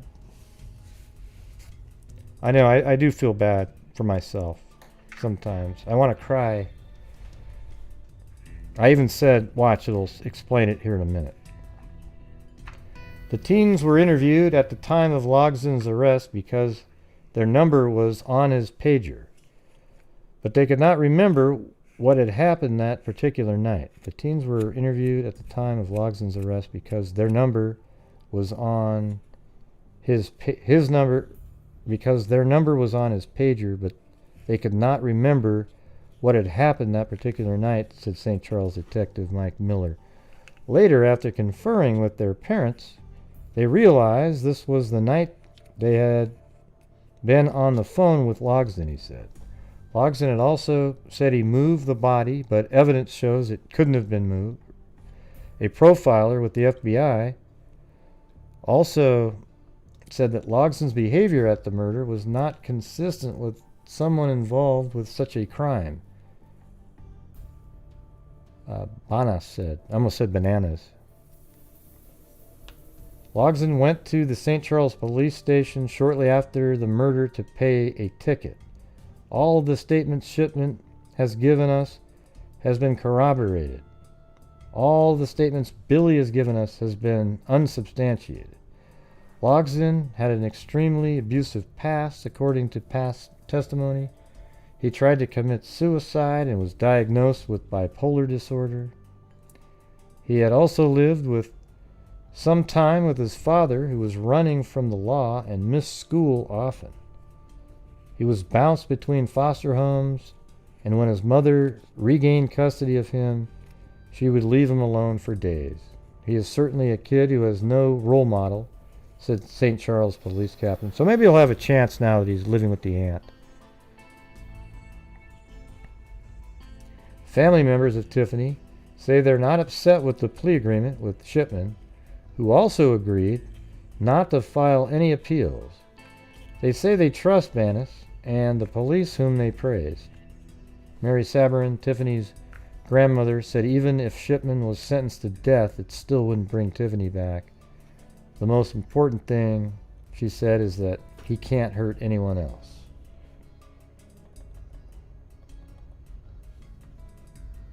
Oh yeah, and then the mother ends up suing the university.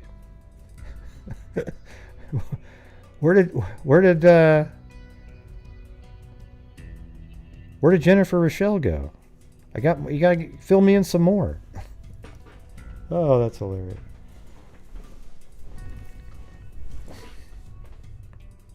Yeah, I'm not actually mad when I sound like that. I've got a smile on my face. You just can't see it.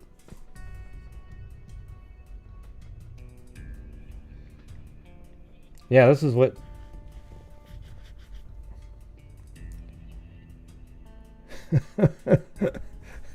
It's okay. Yeah, but it was literally... Listen, you guys are the quickest typers in the world. I literally said that stuff, and then I'm literally in the next sentence I go, or we'll find the answer in a minute. But it's almost like you guys are... You can type 3 million words a second. Okay, this is how it goes. Watch this. I think 3 plus 3 equals 8. You know, it's like, wow. And no, it could be... Here's what I would do. I think 3 plus 4 equals 8. No, I mean 7.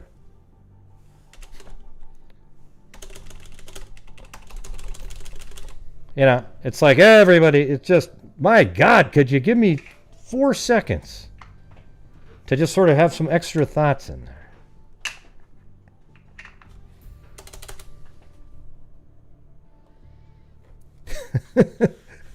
I mean, it's amazing. Who's that one guy, Kevin Oh yeah, bacon.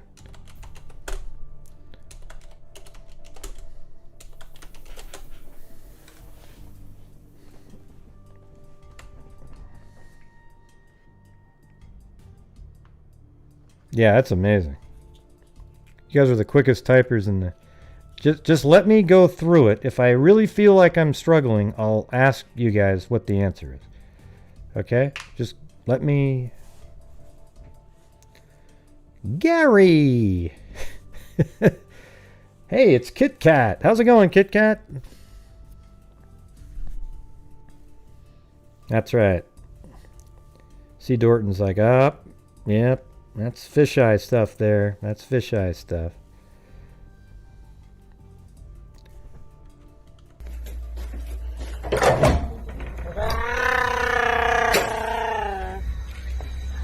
Chewbacca? Oh, I'll do Chewbacca. No, the other one you kept typing stuff in, but it was never explaining exactly where it was. It was just all over the place. That's why there was jokes a little bit. One more time. Here we go. Chewbacca?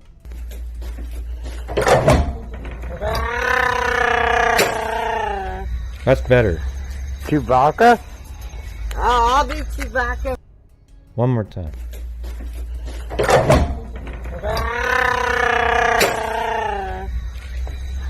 Chewbacca? Oh, I'll do Chewbacca if you want me to. Just think about that scenario for a second, man. He walks out the door from a hotel lobby to have a cigarette. And as soon as you open the door, you hear this freaking Chewbacca. Alright? Like, it's just a... The weirdest part is, why did she make that sound in the first place? And then he just immediately recognizes it, but asks nicely, Chewbacca? And then she, being who she is, said, I can be Chewbacca if you want me to be, if you know what I'm saying. One more time.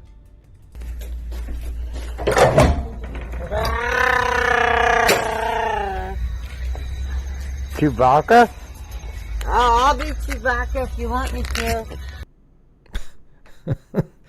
And then he says, no, that's all right. I was just...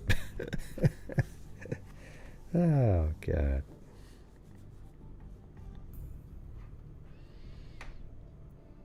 Yeah, I don't even know how that happened.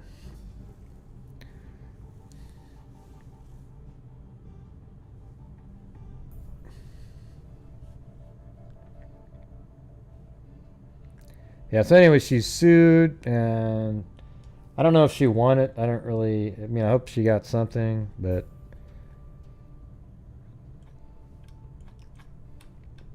I hope she won, but they're saying it's not her fault. Yeah, I mean, I don't really know how you can... It's hard to sue the guy, there's monsters out there. They just do what they do. One of the things I thought was interesting is in this article here, way down at the bottom, so there's a guy, that's her right there, I think, in the middle.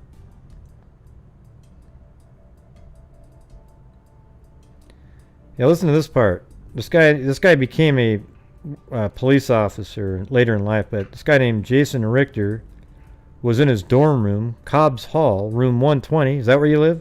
Did you live in Cobb's Hall, Jennifer? Jason Richter was in the dorm room, Cobb's Hall, room 120, when his girlfriend called him and told him to turn on the news. Police were going to be showing some evidence in the murder case. Richter was alone because his roommate, Jason Shipman, hadn't been around since Tiffany's body was discovered. So isn't this crazy? He's in his freaking room, and his roommate is Shipman. Okay?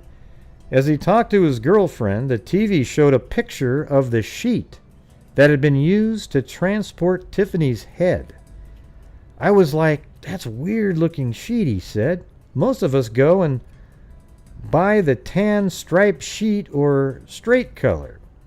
Well, this was like tan with a dark brown circle. At the time, we didn't know it. It was the wing of a dove or a bird going through it. Richter glanced over at his roommate's bed and noticed his sheets looked exactly like the one on the news. In disbelief, he asked his girlfriend to describe the bedsheet.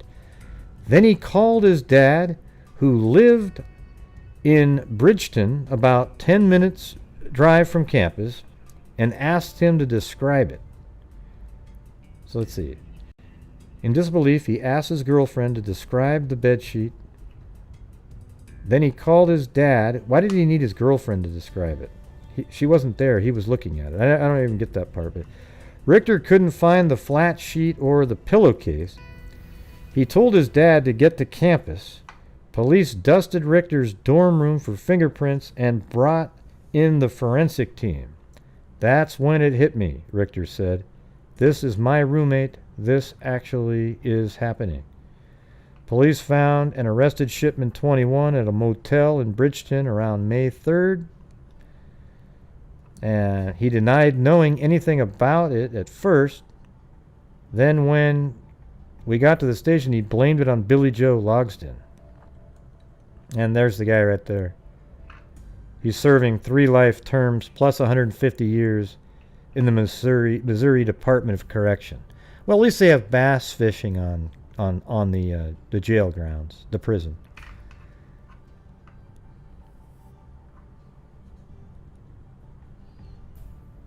That's a joke. Yeah, I agree with this one right here. See, that's absolutely true what he's saying right there. He would have been a serial killer. Shipman told police that before the murder, he had been hunting on campus for a while. See, that's kind of like the bridge guy. You know, that's why I say that. I think that guy is a similar, hunting wacko, right? Hunting on campus for a while and didn't find a victim, so we went off campus. He's a classic organized killer, McCarrick said. He probably would have been a serial killer had we not caught him. It clearly was a sexually motivated crime. Saying he didn't care who the victim was is nonsense. Still Shipman didn't look like a maniac or act like one. He also had a history of petty crime. Shipman, his mom, and his sister lived in a mobile home until management threw them out because he was caught peeping in young girls' windows. Richter said his roommate kept to himself most of the time. Guy, could you imagine knowing that you were a roommate of that guy after a while? It's crazy.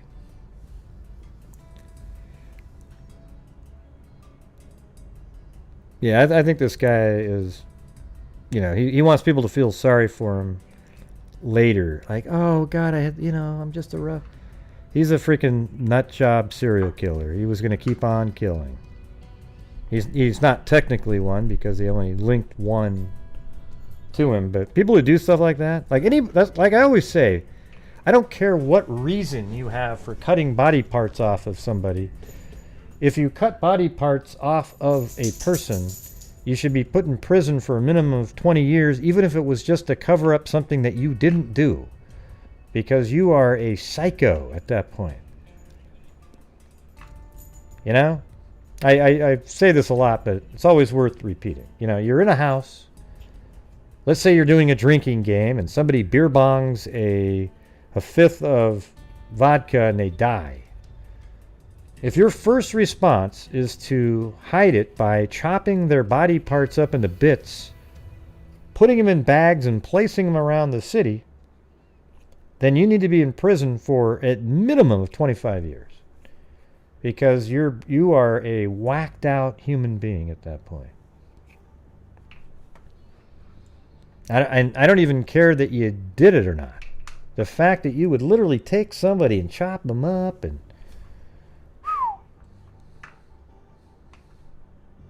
So, there should be... And that I think it's the whole thing about, what is it?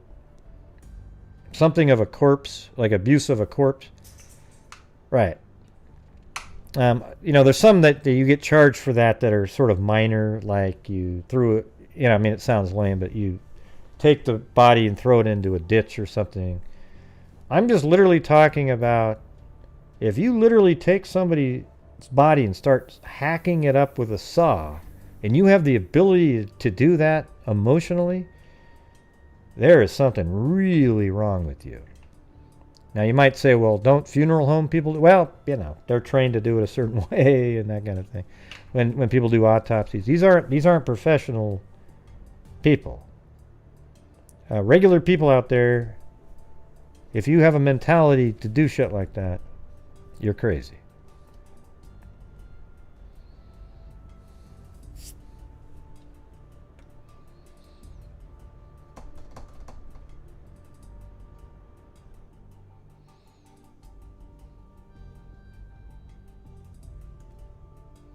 Yeah, anyways, I think that's about it for me on this one. This is the guy right here. I'll zoom in. That's right, Daudio Caspian horses rock.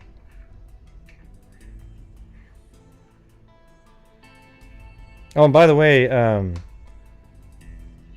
Crystal, aka Beaver Gaming sub Crystal, I think we sort of figured out what the problem might be. Anyways, there's the guy right there. See, here's the thing. My channel is set for adults only. That's why I even say it at the beginning, because that one crazy person sent me a text message and said, "Gosh, Gray." Let me do it right. Gosh, Gray, when you're about to put up a really gruesome picture, could you give your people a warning? God. So I had to make a message, a public service announcement at the beginning to let people know that we cover true crime here, and we literally, you know, it's reality stuff. So anyways, my channel is marked for adults only, and apparently Crystal, aka Beaver Gaming sub Crystal, son linked her account to his. And now they can, you know, I agree. Like, I don't want kids commenting on my channel. Okay? You know, at least the ones that are honest and say how old they are. I have no clue about the other ones. But if you literally have it down where they know your age, you can't comment. So she keeps trying to comment on here, but she can't. But I think she figured it out. And I'm sort of wondering if that's what the problem is for me on some channel. Let me see what happens here. If I can't send myself a super chat, but I wanted to see if that makes a difference. Like I'm on another channel, and maybe they have me marked as some sort of he's, you know. Yeah, when you're listening to the intro, if you are somebody who, and if you come late, I'm sorry, I'm not going to keep playing the intro over and over again. This video contains information that may be offensive and disturbing to some people. If you are a viewer, wait, I thought you were going to play it again. By images and need a warning Yeah, prior to every what's clip going on? or story being discussed, then please unsubscribe from my channel immediately. My channel covers the harsh reality of even the worst Yeah, crimes lots of babies out there. and is for adults only. For those of you who fit into this category, take this message as your warning and don't watch any further.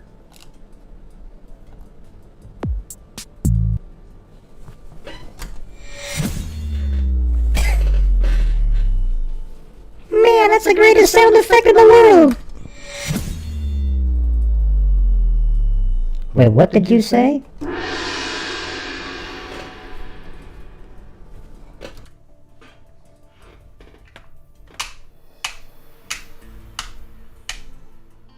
What does that mean? JJH?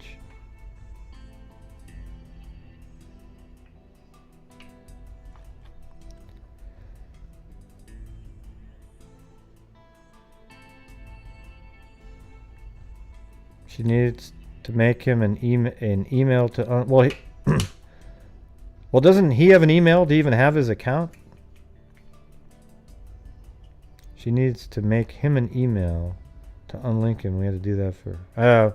maybe you can send me an email and describe it, and then I'll forward it to Crystal, a.k.a. Beaver Gaming sub. You know what I told her? I told her, I think it might be because your name's so long, and they might consider you a spam now. It's like, what if you had this thing that says, hey, my YouTube name is Invest in This Stock. It'll go up by 100 points tomorrow.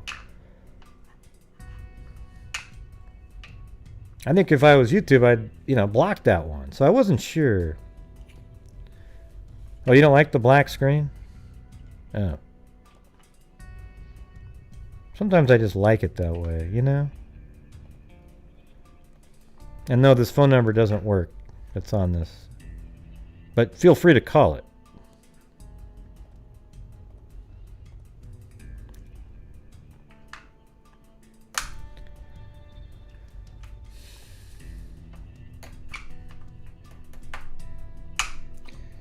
Yeah, you know what I'm gonna do right now? I'm actually gonna work on my scene. I didn't have any time to work on it today. So maybe for an hour we'll just play that music over and over again. And you guys can just chat away. I decided I don't really want to do the newspaper.com thing tonight.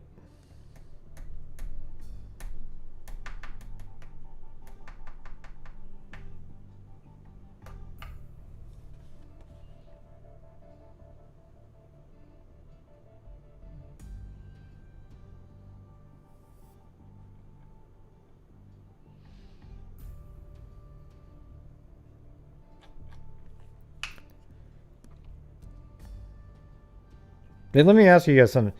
Do the people who aren't moderators, but you're in here, do you feel bad? Like, I don't want you to feel like, oh my God, he doesn't like me or something. Because now we have so many moderators that it's like, if you like if you're not one, I don't want you to feel like I actually think, I don't even have a lot of times. Oh, come on. See, like Kim F. Sharp said, yes, she feels bad. No, I don't hate any of you.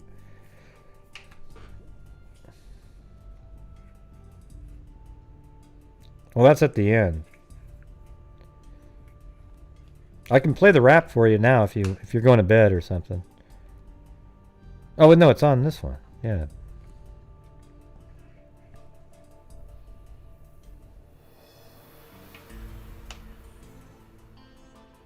Well, I was thinking of.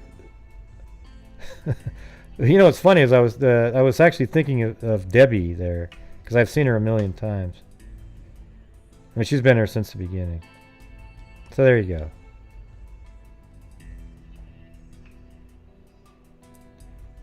And then, wait, what was the other one?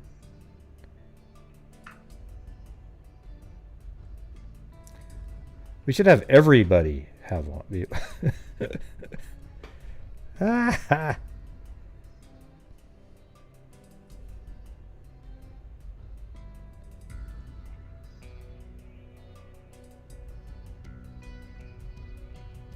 Yeah, you can't have everybody. I'm joking.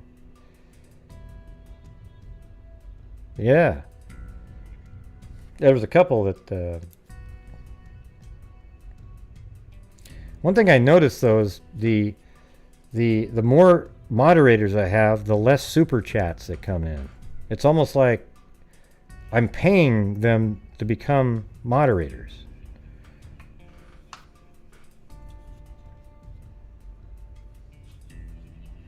And the super chats is how we do the donations at the end. It's the nights when...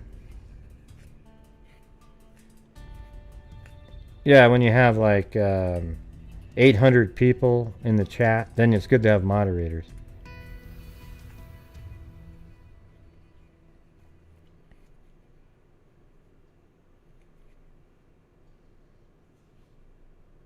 Look at that face that Debbie made there. Anyways, I'm gonna go over.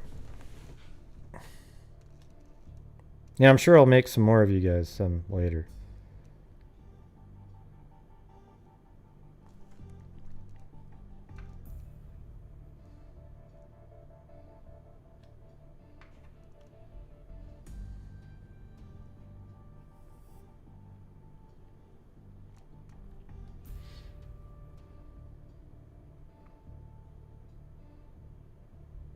Yeah, I'm just reading comments.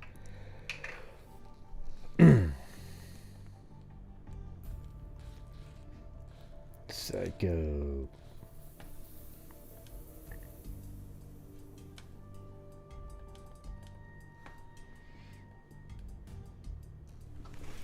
See how much I can get done on this in an hour.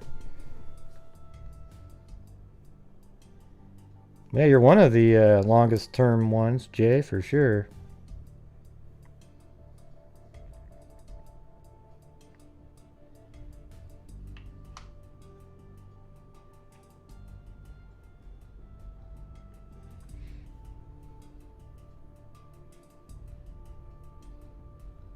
Now, right now, if I could solve one, well, I mean, I think it would be the Delphi case for sure. Yeah, Patricia's been around since the very beginning. I think she's probably the... Yeah, Patricia M was here. She's been following on my channel like before Kanika times, you know. Kanika Jenkins. I'm pretty sure the other night that one girl was pissed off when I brought up Kanika and said, just stick with the cases, don't just randomly talk.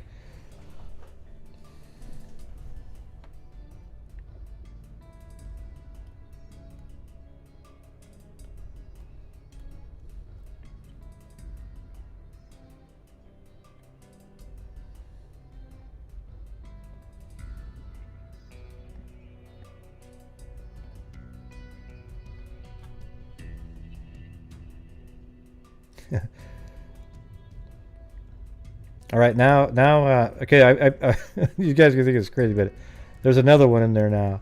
Kim F. Sharp. She's been around a long time, too. And then some of the other ones, you guys will be coming up here. And then we'll just... Because I got rid of some that were... Here's the thing, is I don't have any more... Like, just adding a couple more didn't make it... I got rid of... I had like 5 in there that I hadn't seen in years. So I got some more to add back in. Yeah, you guys like that number a lot. It's not a bad number, but you know. I'm pretty sure you're talking about the year you were born, right? Okay.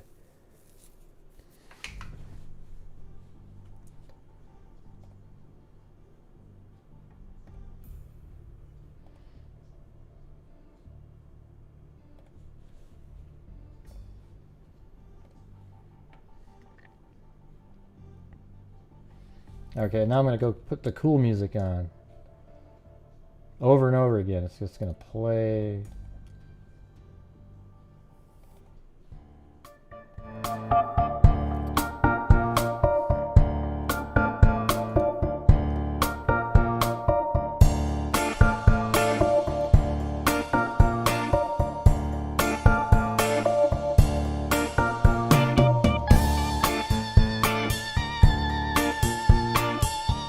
Da-da-da-da-da-da-da-da-da.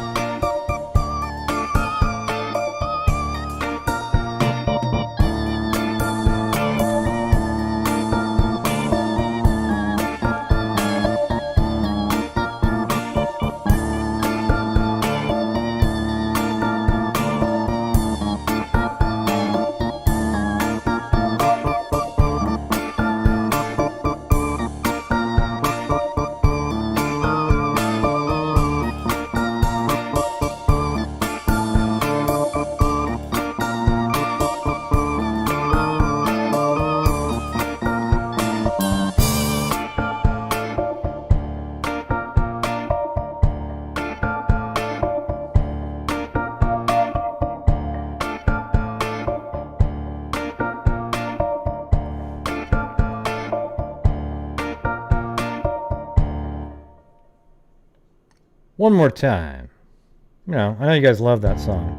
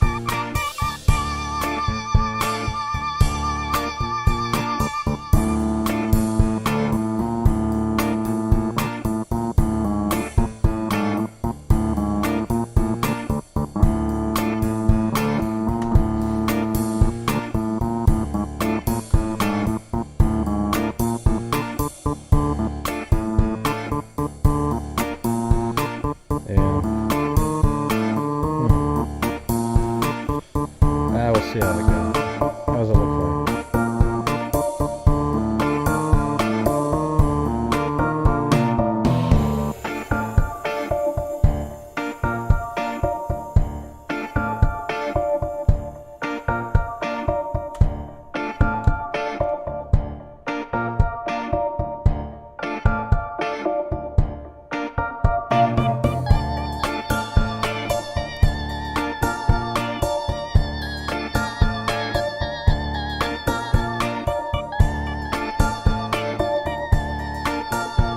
I'm trying to think out how to do this.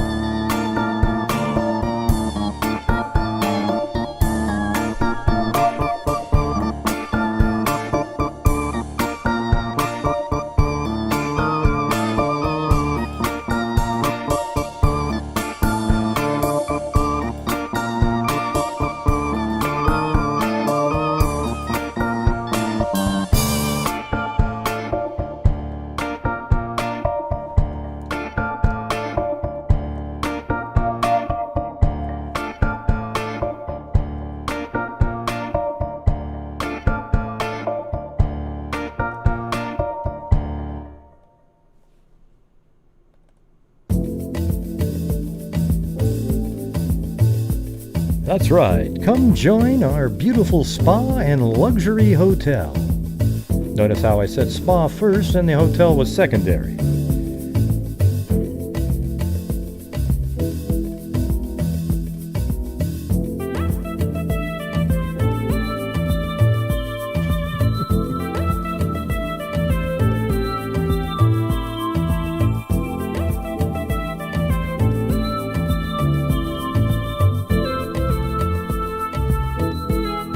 Come on down! You're the next contestant on The Price is Right. Now, what we have here today is a trip to Baghdad. I hope you don't mind.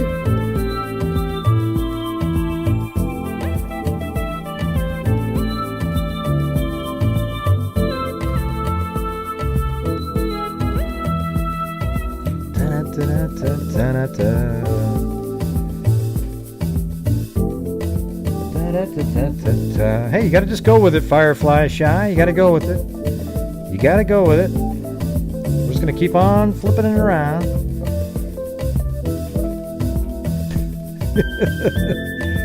You.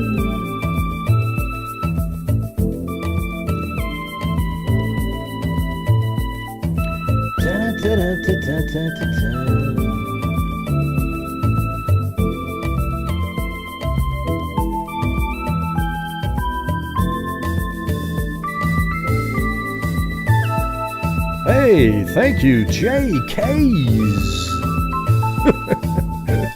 He says, use Eddie. Use Eddie. Use Eddie. Thank you, JK. How about this one? Oh, yeah. Yes, and if you...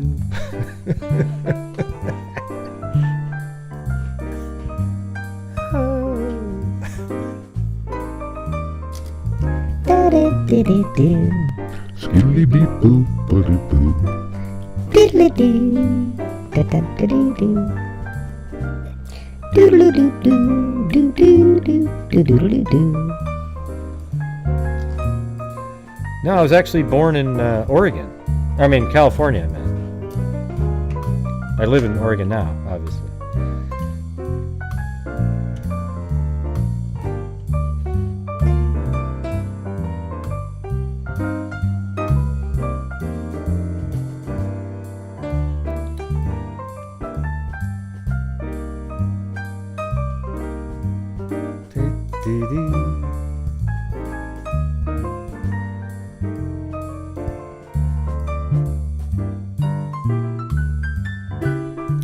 Left door.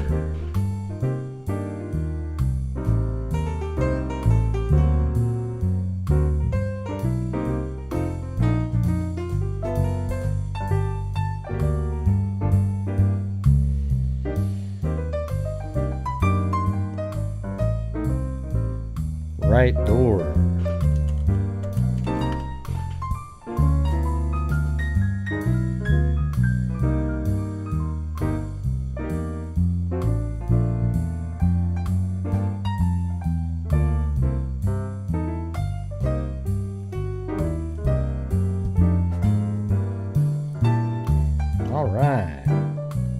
Export the entire thing to a 3D object. Oh, call it whatever you want.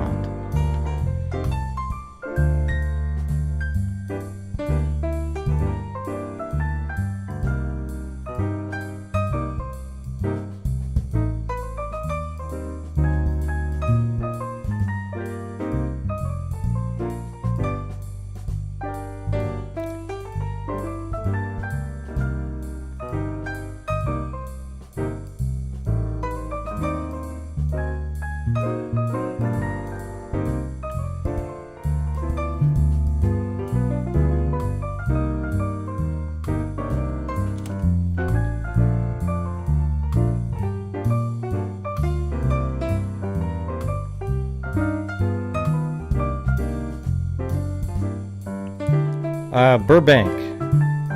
I was born in Burbank. He's gonna look me up on in his doctor database. 6:32 in the morning.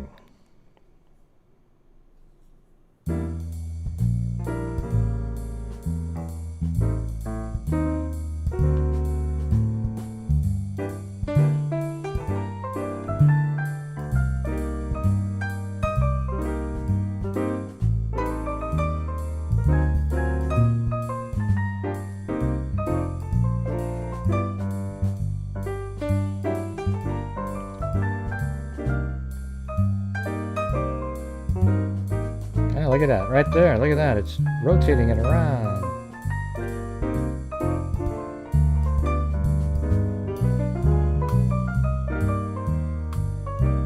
Oh, cool.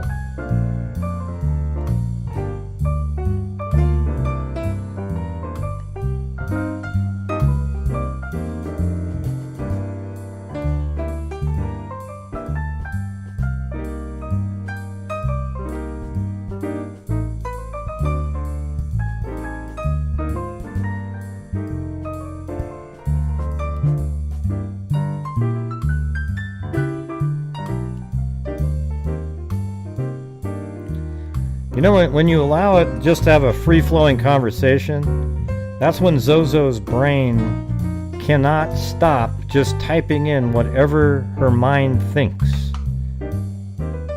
As a matter of fact, when I came up with the word oogla boogla, I think that it was actually derived from her brain.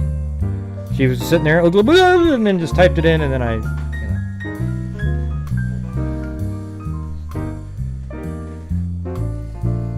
This is a scary time for her. When it's just people randomly chatting. It's tough time. Do-do-do-do-do.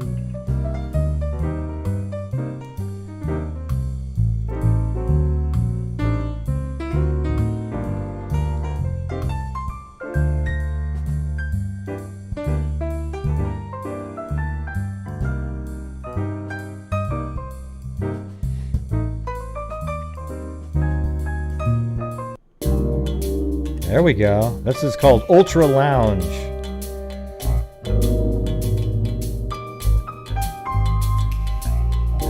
Do-do-do.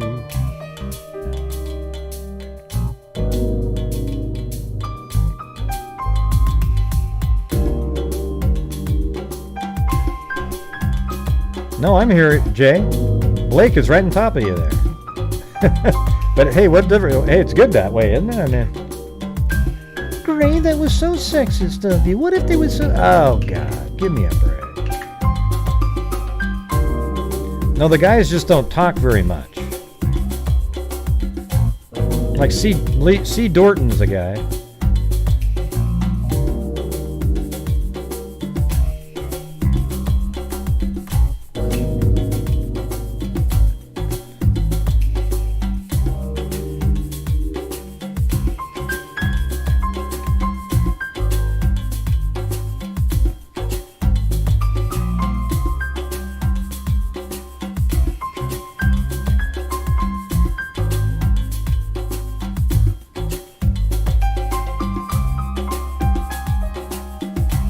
This backdrop here. How do I get the...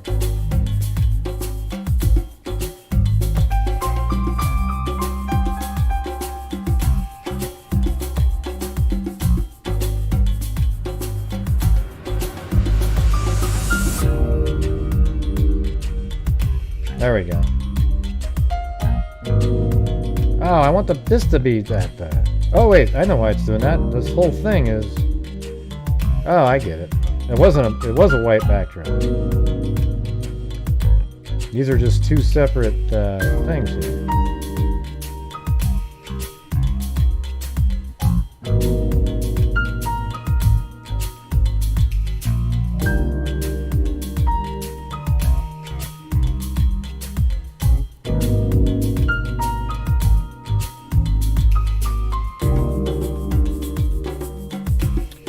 Select by material.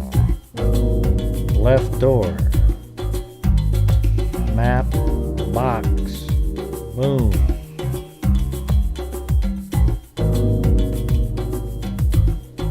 Select by material. Right door.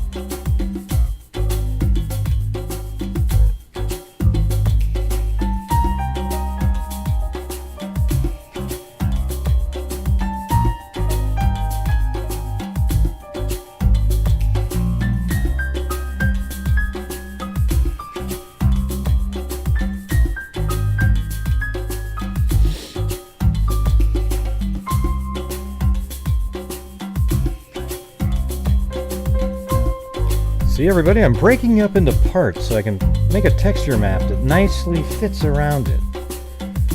Takes a long time, a lot of this stuff, and I'm sure you all are absolutely enthralled with what I'm doing. It's probably the most interesting thing you've seen in 10 years on YouTube.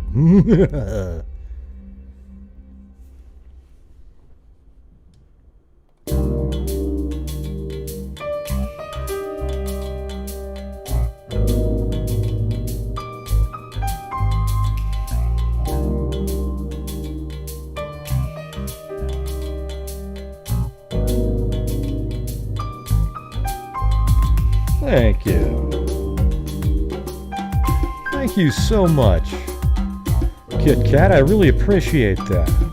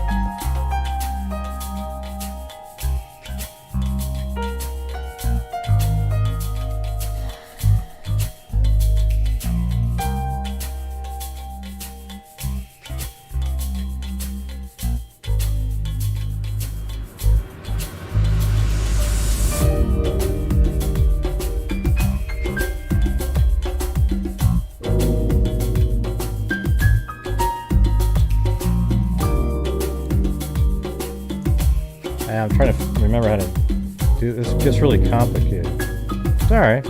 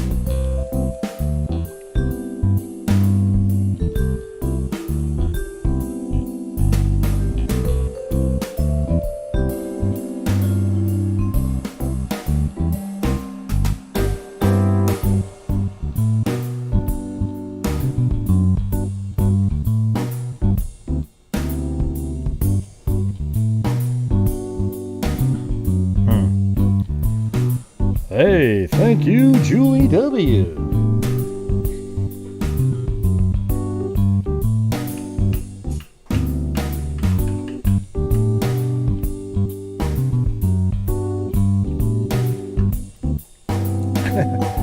It's still October 15th over here, however.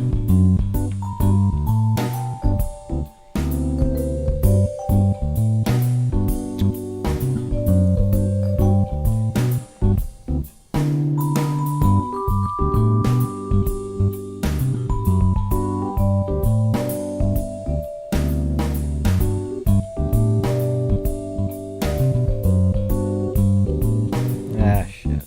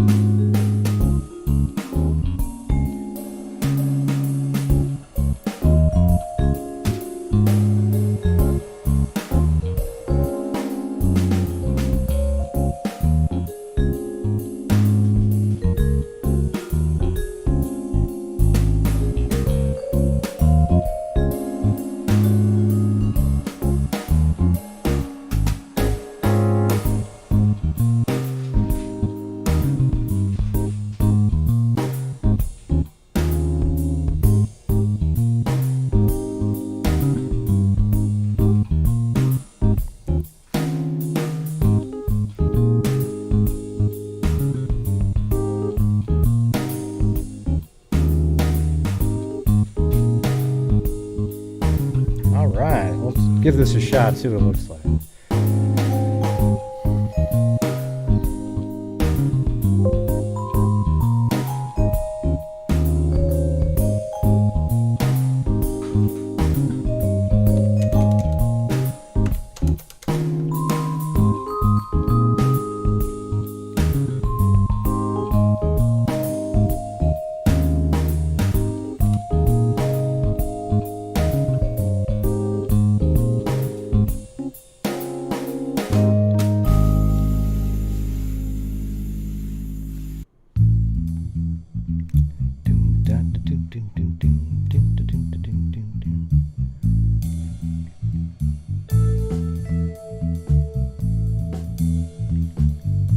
Later tonight on NBC, we'll be discussing absolutely nothing.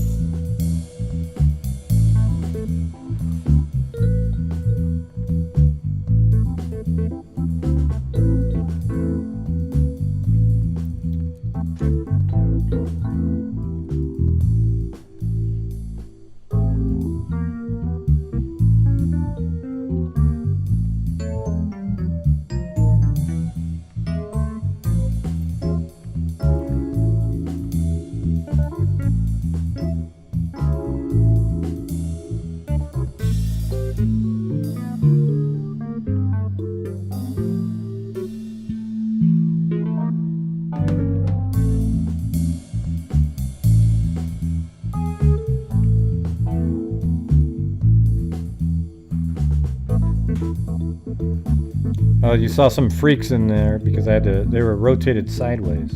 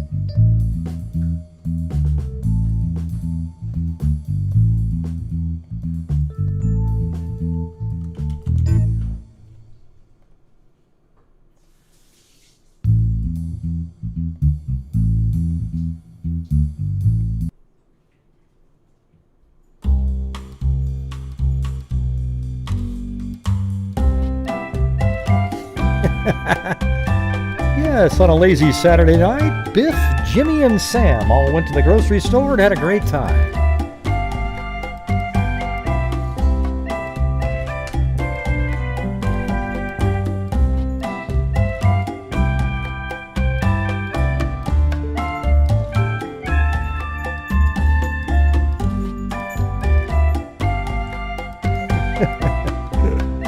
Oh, this is good stuff. This is good. Good night, Fiber Sleuth. That's a cool name, by the way. Who doesn't think that's a cool name? I always think of like the fiber you eat, before you go to bed, to stay regular. You're sleuthing out what brand of laxative works the best.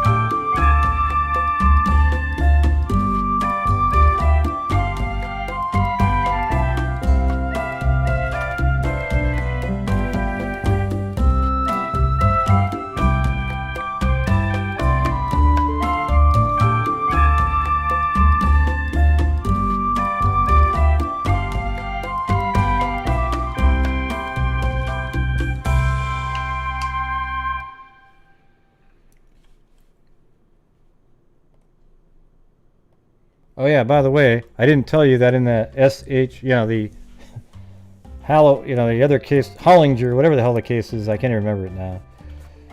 The police came forward and said that the husband and children, all of them, have absolutely nothing to do with her disappearance. Okay? I was going to say that earlier, but forgot. And they don't normally do that, police, but they did it in this case because a lot of wackos out there thought that he had something to do with it. Right? So, it's unfortunate. Sometimes you just got to accept that you're wrong.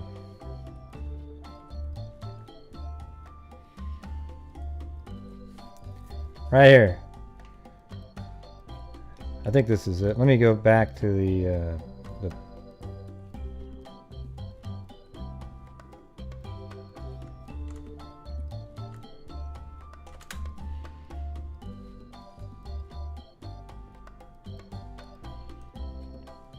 Okay, right here. Here's the comment. Listen. On Thursday, Belle Isle Police Chief Laura Houston issued a statement about Stephanie Hollingsworth and her family, saying her husband, Scott Hollingsworth, and his immediate family have been ruled out as persons of interest in her disappearance. Scott has been exceedingly cooperative with us throughout the investigation and has supplied all the information requested by detectives. We will not be commenting any further on this matter. Now, the conspiracy wackos will go, oh, they're just saying that to keep them. No, the police never do this right here. It's very rare when they rule somebody out. But they're doing it because so many people were wackos out there who kept saying that they were the killers because he twitched a certain way or he looked a certain way, okay? So, sorry about that, everybody. I know that it meant a lot to you.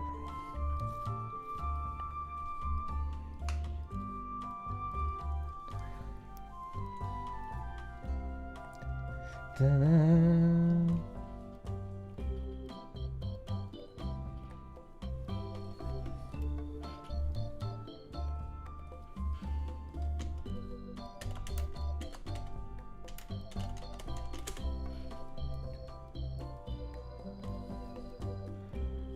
Do, do, do, do. Do, do, do, do.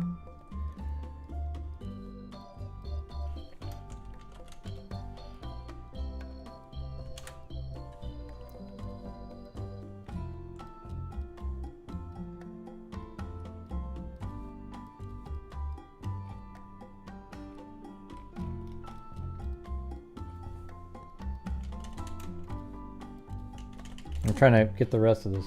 Something to go up as the door. I think there you go. There's your one right there.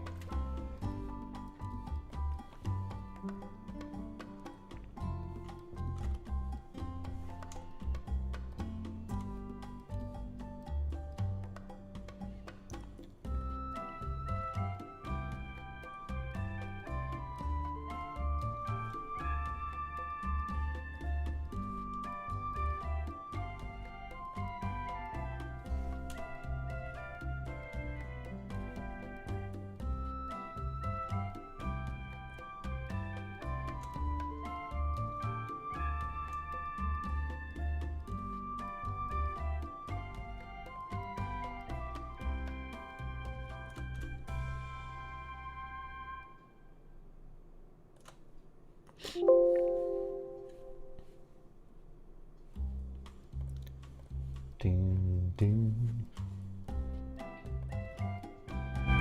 Don't worry, I won't make you hear that one more time.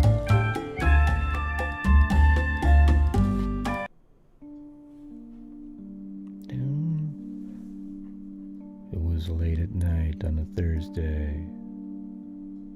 Zozo, being her normal crazy self, saying whatever comes to mind with no filter at all.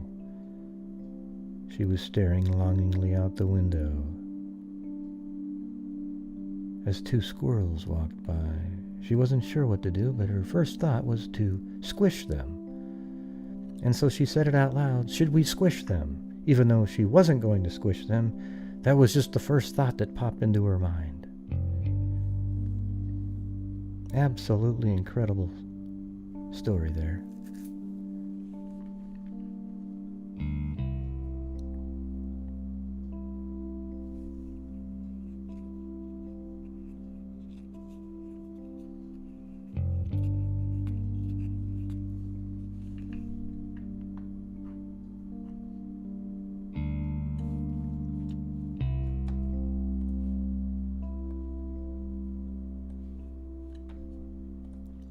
You guys aren't even fun anymore. You don't even listen to what I say.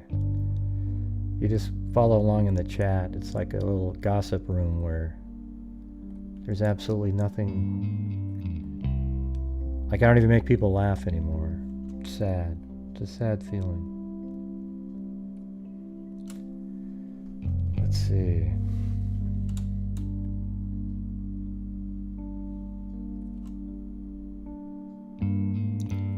Every time I say anything at all, the next comment's referring to somebody else.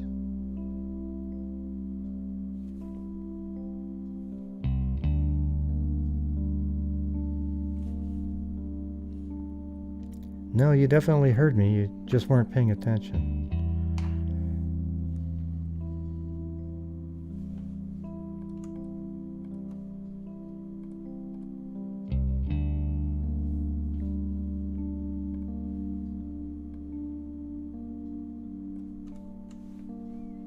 Maybe it was all just fake. All the other laughter, it was just a ruse.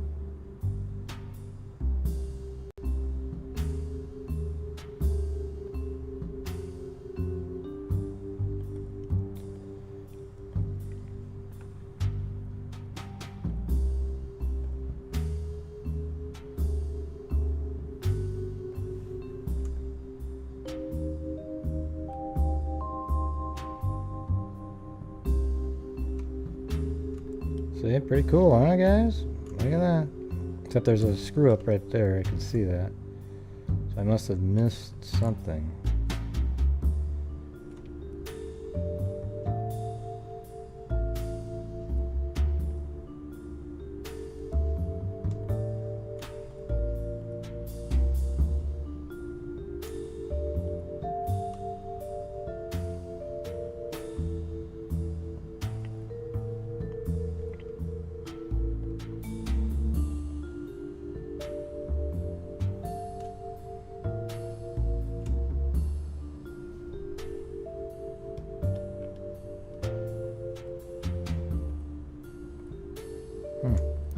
Yeah, I don't see anything that I didn't really cover, which is... Oh, there it is up there. I see it.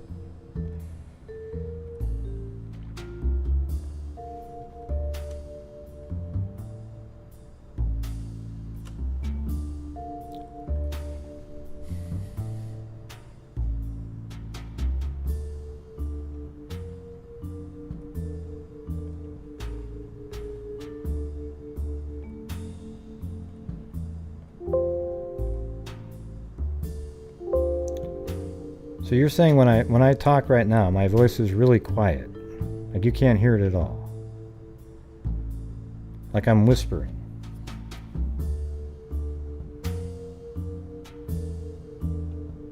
I don't know.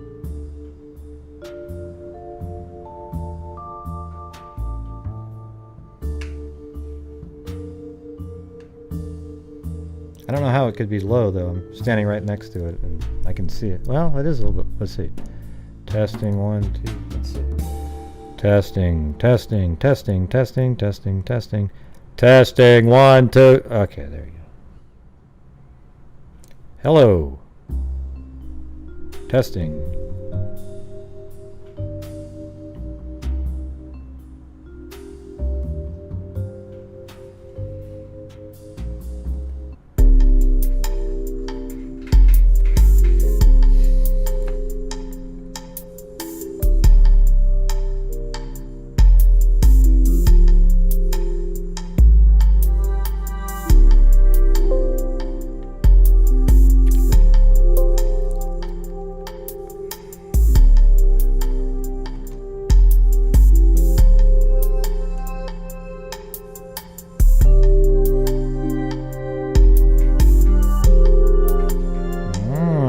I like it. I like it.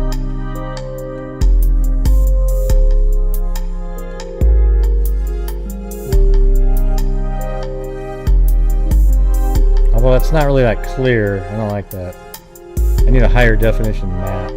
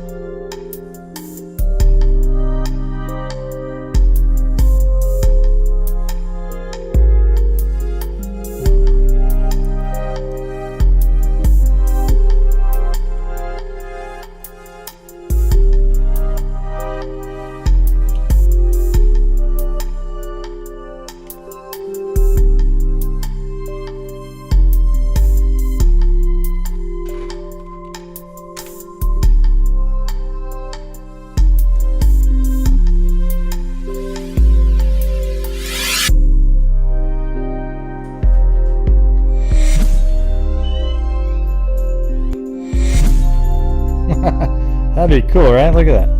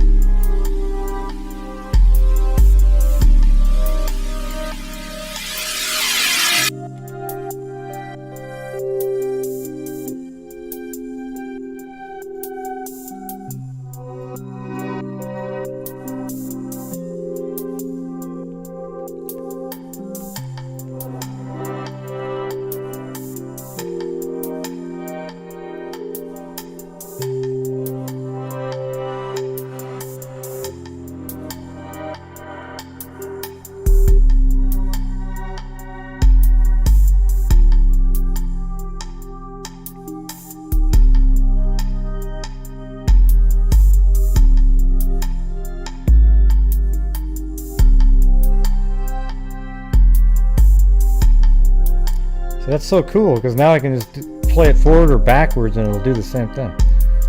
Like I'm on this scene, you can see my face on there, right? And then I would go hit a transition button and it goes and it shoots over to the other one, and then that comes up and now it's the full screen. And then if I wanted to go back to the other one, I would just make a reverse video and then it shuts and then goes back to that one. Opens up and there I am. I think that'll be pretty sweet.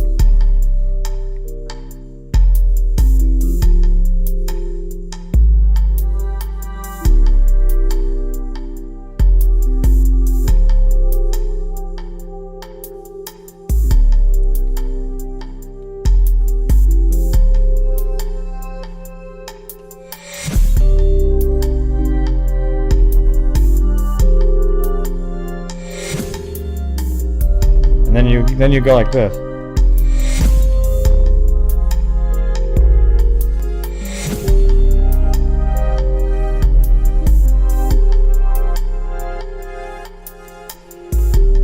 Anyways, that's kind of my idea here, so we'll see what happens.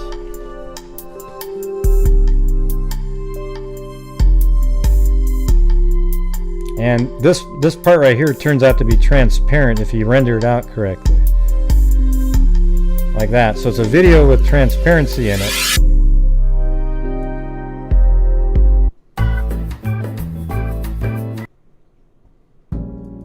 Okay.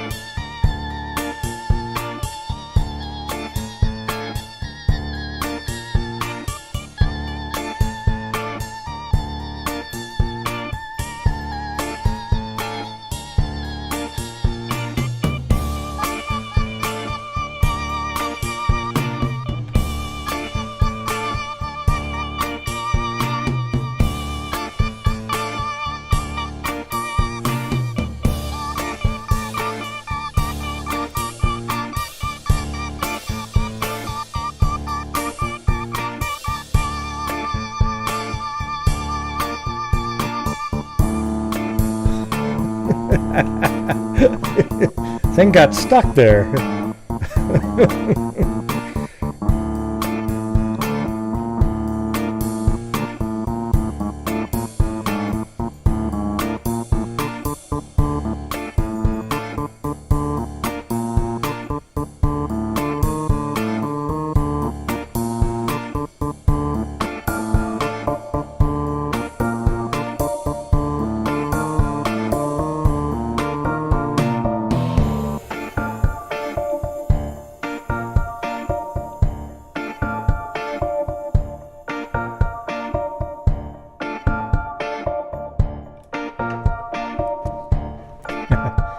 All right.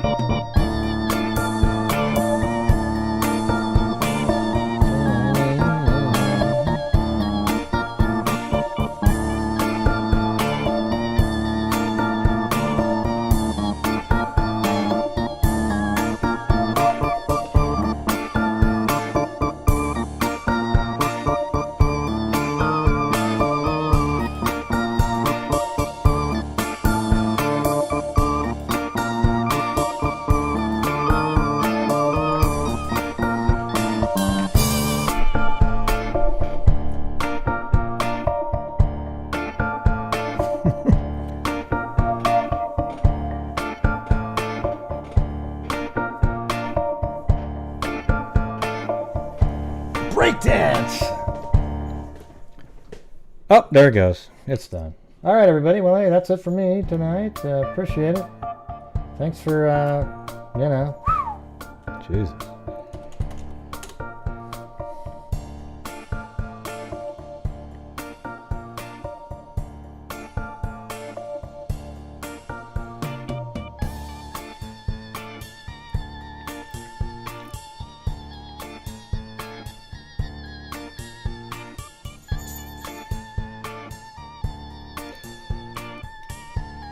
So hey everybody, thank you to Kubi, Mullen, who became a member, Amy Rastad, Kristen Rose, Claudia Neubauer, as in Claudia Neubauer, C. Dorton, Barbara Smith, Claudia Neubauer again, Tracy, LM, then Kristen Rose with a cat eye donation, 1 penny short. Audio Caspian Horses Rock. Some people don't like the cat eye.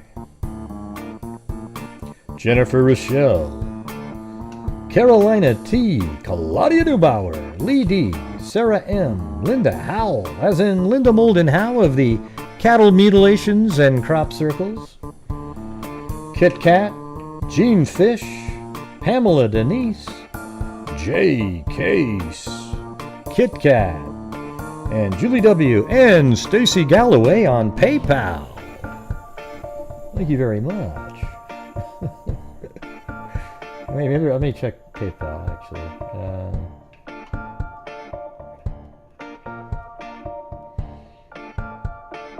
Which one is this one?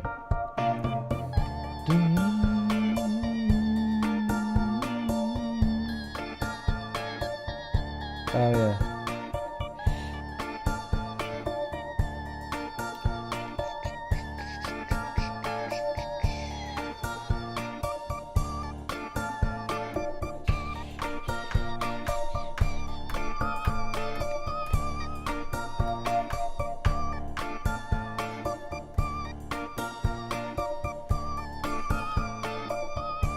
Richard Canick sent me a link about one of the cases I covered. I was just thinking about that the other day.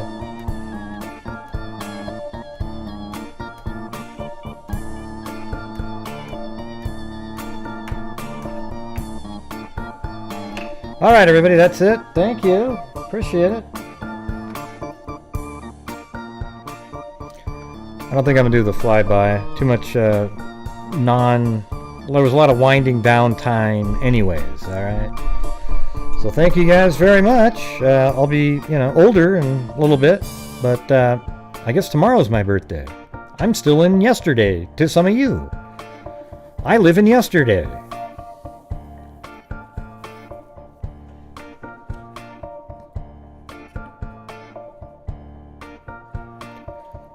Cool. Hey, thanks everybody. I appreciate it. I'm going to have to work on more on that in the video that I was making because I didn't like the clarity. I need like high definition metal. Hell, I might even go outside and take a picture of metal. You know what's funny is people a lot of times will say, hey, you know what I need? I need to make a texture that looks like this. And they spend all week with all these algorithms and shit trying to make a texture. And what you do is you go out and take a photograph of the thing, like a leaf, right? Like a leaf texture, for God's sakes.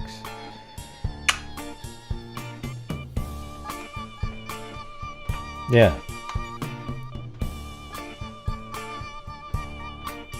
Yeah, you like this part right here, the end? Yeah, it's kind of fun. Yeah, they come up with all these crazy algorithms to make a wood texture, and it's like, hey, idiot, just go outside and take a picture of wood, and then put it on the object. So that's what I'm going to do tomorrow. I think what I'll do is I'll actually go out and find like a building and take a picture of it.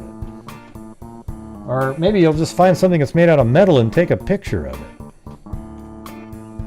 You know what I'm talking about?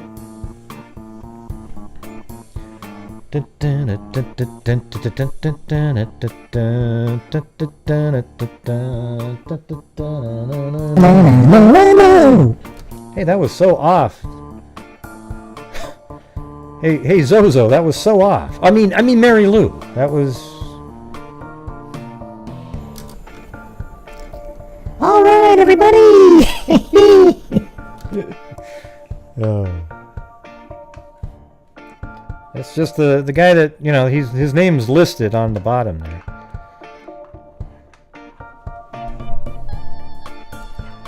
Not on this screen, but the other ones. All right, everybody, thank you very much.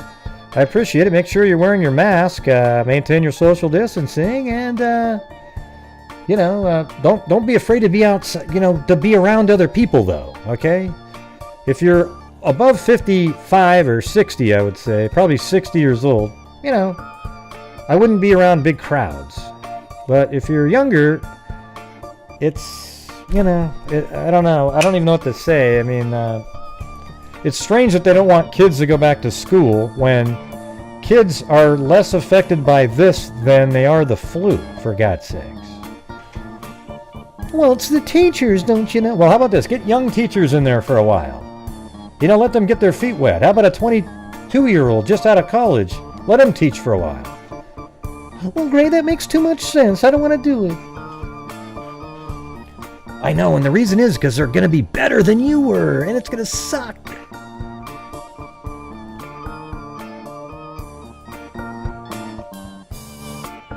All right, everybody, thank you very much.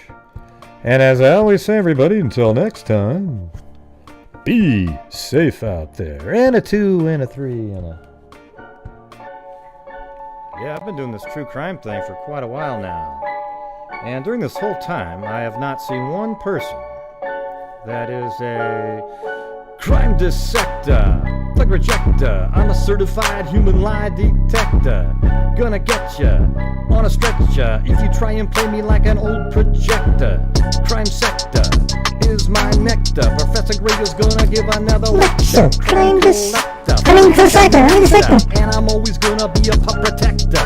Deflector. Interceptor. I don't mean a little spectre with a vector. On his pector with full spectre. Just remember I've a temper fucking checked ya. I have no agenda. I'm a pretender. And I'll serve it to you straight without the blender. Hey, thank you. I'll let Gray know, Vicky. On a mission to reveal the true offender. Why do you have to let Gray know? He's listening too. I know, but I'll tell him. Hey, Gray, Vicky. Howard said it's your birthday. Happy birthday. Wow, you're crazy. Okay, good night, Mary Lou. Wait, that's my name. That's my name. Good night, John Boy. Wow, you don't even know what day it is. You sound like Biden. That's crazy. Well, that's so mean. He's just getting older. I know, but you do sound like him at this point. Okay, good night, John Boy. Or was it Frank? No, it's John Boy. Wow. Good night, Mary Lou. Gee, I'm getting old. Aren't you like 8? No, I'm 9. Gee. Wow, okay. Why is your brain getting like that? Oh, I just don't remember things that well. Good night, John Boy. Good night, Mary Lou. Wow. Yeah, those people are crazy, man. I tell you what, they just can't get through a show. They cannot get through a show. And I'll be getting a new chair one of these days with the funds that you're sending me because it's driving me nuts. All right, everybody. Thank you very much. And be safe out there. Thanks, Vicky Ballard.